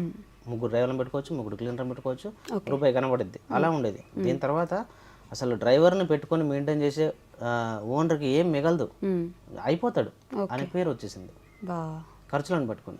దాని తర్వాత ఏదన్నా సొంతోడికే బెటర్. సొంతంగా లారీ అతనిదే, అతనే డ్రైవరు, అతలే క్లీనర్, లెఫ్ట్ సైడ్ ఎవరిని ఉంచుకోడు. లోకల్ ఆంధ్ర తెలంగాణ తిరిగే వాళ్ళు ఉన్నారు, ఇదైతే ఈయనకైతే ఆయనకు మిగులుతాయి అని చెప్పేసి అని అలా పేరు ఉండేది. కానీ ప్రజెంట్ అలాంటి వాళ్ళకు కూడా లేదు ఇప్పుడు. ఓకే అనే పేరు వచ్చేసింది. ఆ ఫీల్డ్ అంతగా కిందికి వెళ్ళిపోయింది మరీ ఘోరంగా. అయ్యో, ఎందుకలా? డీజిల్ రేట్ పెరిగిపోవడం ఒకటి, ఈ ట్యాక్స్లు. ఇంతకుముందు రోడ్ ట్యాక్స్ అనేది ఒకటి ఉండేది మేడం, దాని తర్వాత గ్రీన్ ట్యాక్స్ అనేది ఒకటి ఉండేది. గ్రీన్ ట్యాక్స్ ఒక 200 రూపాయల స్లిప్ ఒకటి ఉండేది మేడం, 200 రూపాయలు. ఇప్పుడు దగ్గర లారీ ఓనర్లు 20,000 కడుతున్నారు. 20,000 మామూలుగా రోడ్ ట్యాక్స్ అంటే జీవితాంతం మీ బండి ఆ రోడ్ల మీద తిరగడానికి తీసుకునేది రోడ్ ట్యాక్స్. అవును, ట్యాక్స్ కట్టేది. ఇప్పుడు టన్నేజ్ పెంచిన దగ్గర నుంచి ఆ ట్యాక్స్ కూడా పెంచేశారు. ఓకే, అదొకటి. ఈ గ్రీన్ ట్యాక్స్ తో ఇబ్బంది పడుతుంటారు ఫీల్డ్ ఒకటి. యాక్సిడెంట్లు అవుతాయని కూడా ఏమైనా తగ్గిపోతున్నాయి అంటారా ఇట్లా లారీ డ్రైవర్లు పెరగడం? అట్లా అవుతున్నాయి. అది ఏంటంటే యాక్సిడెంట్ అవుతూనే ఉంటాయి మేడం. ఎందుకంటే చాలా చోట్ల హైవేలు లేవు. కొద్దిగా నేషనల్ హైవే ఉంటే లారీ డ్రైవర్లకు ఇబ్బంది ఏం లేదు మేడం. మా దారి మాది, వాళ్ళ దారి వాళ్ళది. ఈ యాక్సిడెంట్ అవ్వడానికి కారణం ఏంటంటే ఇంత ఫీల్డ్ బాగున్నా దీంట్లో శత్రువు మన ప్రాణం తీసేవాడు ఎవడు అని చెప్పేసి అంటే మన తోటి వర్కరే, మన తోటి డ్రైవరే, మన పక్కన ఉండేవాడే మన ప్రాణం తీసేది. అంటే నా పక్కన ఉండేవాడు కాదు మేడం, నా ఎదురుగా లారీ చేసుకుని వచ్చేవాడు, అతనే మన ప్రాణం తీసేది. ఒక ఇంపాక్ట్ ఎట్లుంటుంది అంటే మేడం, రీసెంట్గా అవుటర్ రింగ్ మీద ఒక ఏది కానీ నేను బండి అమ్మిన తర్వాత ఖాళీ ఉంటాను, ఏదో ఒక బండికి డ్యూటీకి వెళ్తూనే ఉంటాను. నాకు నా మిషన్ క్లీనర్ పని చేయడానికి కూడా నేను సిద్ధమే. నాకు ఎందుకంటే నేను అయినా చేసే వచ్చా, ఏ ఖాళీ ఉంటా. లోకల్ డ్రైవర్ పని కూడా చేస్తాను నేను. అలాంటి పనులు కూడా చేసి హైదరాబాద్కి ఒక డ్యూటీ వచ్చింది. హైదరాబాద్కి వెళ్తున్నా. అవుటర్ రింగ్ మీద ఒక పెద్ద ప్రమాదం. షార్ట్ వీడియో ఒకటి తీసుకున్నా. ఓకే. దాని వీడియో కూడా కొద్దిగా బ్యాడ్ కామెంట్స్ వచ్చినాయి, ఎందుకు వీడియో తీసినావు అని చెప్పేసి. ఎందుకంటే అక్కడ ఇంపాక్ట్ ఎట్లుంది మేడం, ఒక 2 బళ్ళు 14 డేలో 16 డేలో 2 బళ్ళు వెళ్తున్నాయి తెల్లవారుజామున 4:30 ప్రాంతంలో. ఈ మంచు చూసుకోకుండా ఎనుకున్న బండి ముందున్న బండి గుద్దేశాడు. ఇట్లా స్టీరింగ్ అతుకుపోయింది, దగ్గర క్యాబిన్ అతుకుపోయింది. ఈ మధ్యలో ఒక 5 నిమిషాలు వెనక్కి వెళ్తే ఇక్కడ వీళ్ళిద్దరు జరిగింది ఎట్లుంటుంది తెలుసా మేడం, అవుటర్ రింగ్ హైవే 4:30 ప్రాంతం మొత్తం సైలెంట్, బిల్కుల్ జీరో, అసలు ఏం సౌండ్ లేకుండా బాగుంటుంది. ఈ ఒక ఇంపాక్ట్ అనేది ఎట్లుంటుంది అంటే దగ్గర ఉంటే ఒక పెద్ద బాంబు వెళ్ళినంత శబ్దం, అద్దాల సౌండ్తో గులుపుకొని ఈ రేడియేటర్లో వచ్చిన ఆ వాటర్ అది ఒక రకమైన స్మెల్తో వచ్చేది. ఆ దాంతో గడుపుకొని ఒక పెద్ద ఇంపాక్ట్, పెద్ద బీభత్సమైన సౌండ్ వచ్చింది. చూస్తే 1 కిలోమీటర్ దాకా ఉంటుంది ఆ సౌండ్. 1 నిమిషం దాకా ఏం అర్థం కాదు, స్టీరింగ్ మీద ఎవరైతే కూర్చున్నారో ఆయనకి ఏం అర్థం కాదు. ఆ సౌండ్ కూడా ఆయనకు మూత ఏం అనిపించేది, చెవులు చిల్లు పడేలాగా అనిపించింది ఆయనకి.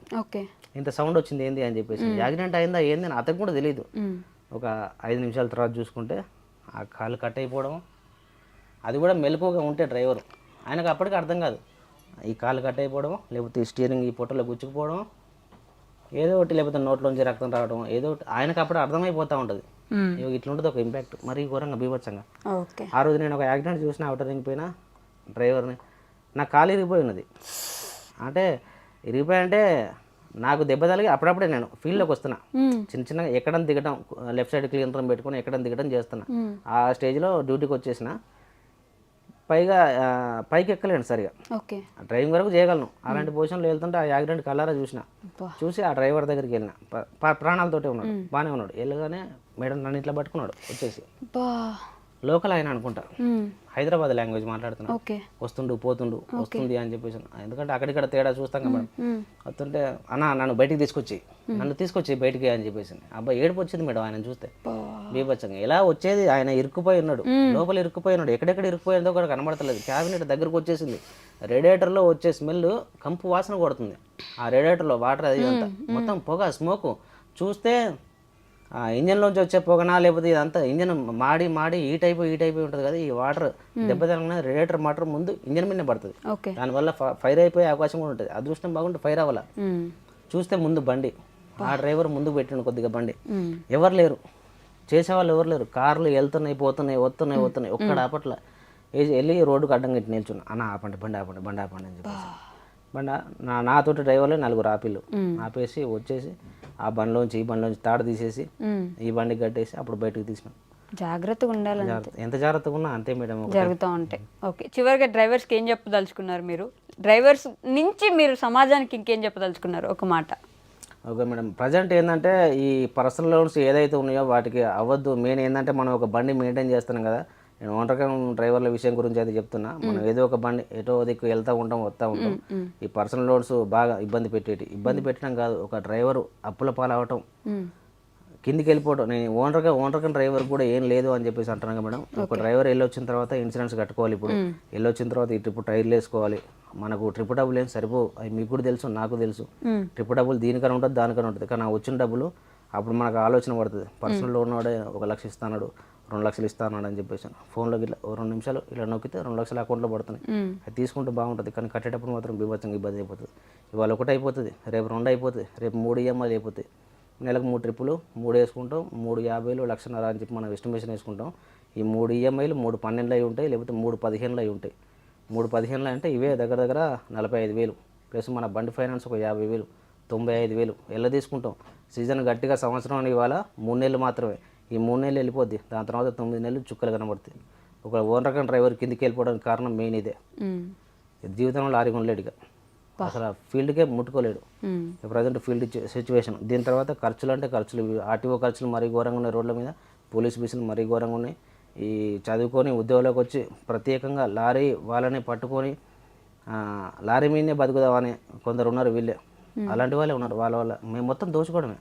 ఒక లారీ లెక్క ఇంకా మాట్లాడేది చాలా ఉంది కానీ మేడం, లారీ లెక్క చూసుకుంటే ఒక డ్రైవర్కి ఏం మిగులుతుంది, ఓనర్ డ్రైవర్కి కరెక్ట్గా ఎస్టిమేషన్ వేసి ఒక రూట్ ఎంత మిగులుతుందండి. మీరు ఒక క్వశ్చన్, మీరు పలానా వారణాసి తిరుగుతున్నారు కదా, యూపీ తిరుగుతున్నారు కదా, ఒక ట్రిప్ మీకు ఎంత వస్తుందని మీరు ఒక మాట అంటే దానిలో ఒక లెక్కేసి ఇట్లా ఏదైనా పక్కన బ్లాక్ బోర్డు పెట్టుకొని మేడం ఖర్చు ఇంత, నన్న లాభం ఇంత, నేను సింపుల్ ఒక లెక్క చెప్తా. కొబ్బరికాయ వేసుకెళ్తా ఒక 1,20,000 కిరాయి, షాపులో వేసుకెళ్తారు 1,60,000 కిరాయి మేడం. ఓకే. అటు నుంచి 1,00,000 ఎంత అవుతుంది మేడం? 260. ఒకట ఓనర్ గంట డ్రైవర్కి 260 మిగులుతున్నాయి. ఈ లెక్కలో వస్తాయి కానీ కరెక్ట్గా లెక్క అయితే 40 రూపాయలు మిగులుదు. అలా ఉంటాయి. 260, 2,60,60,000, 1,60,000 ఇటు నుంచి తీసుకెళ్ళాం, 1,00,000 రూపాయలు అటు నుంచి తీసుకొచ్చాం. 260 కానీ ఏం మిగలదు. ఏం మిగలదు. ఎందుకని? ఖర్చులు అలా ఉన్నాయి మేడం. అవన్నీ ఒక ఎస్టిమేషన్ అయితే ఏం మిగులుద్ది అని పాయింట్ ఒక మనం తప్ప అందరూ బతుకుతారు దీంట్లో. ఓకే. అందరూ తప్ప జాగ్రత్తగా ఉంటేనే ఓనర్ కన్నా డ్రైవర్లు మెయింటైన్ చేయగలుగుతారు. పర్సనల్ లోన్ల వైపు అయితే అసలు ముట్టుకోవద్దు. ఓకే. నా ఫ్రెండ్సే ఉన్నారు వాళ్ళు వీళ్ళు తీసుకొని ఇబ్బంది పడేవాళ్ళు. అది మేడం జాగ్రత్త మెయింటైన్ చేసుకుంటే అవుద్ది. జాగ్రత్త మెయింటైన్ చేసుకోండి అంతే. ఓకే అండి, థ్యాంక్ యూ సో మచ్. నమస్కారం అమ్మ, మీరు బాగుండాలి, ఇంకా బాగా ఎదగాలని మనస్ఫూర్తిగా కోరుకుంటున్నాను. మీరు మళ్ళీ వీడియో స్టార్ట్ చేయాలి త్వరగా మ్యామ్ అంతే. ఓకే అండి, థ్యాంక్ యూ. తప్పకుండా.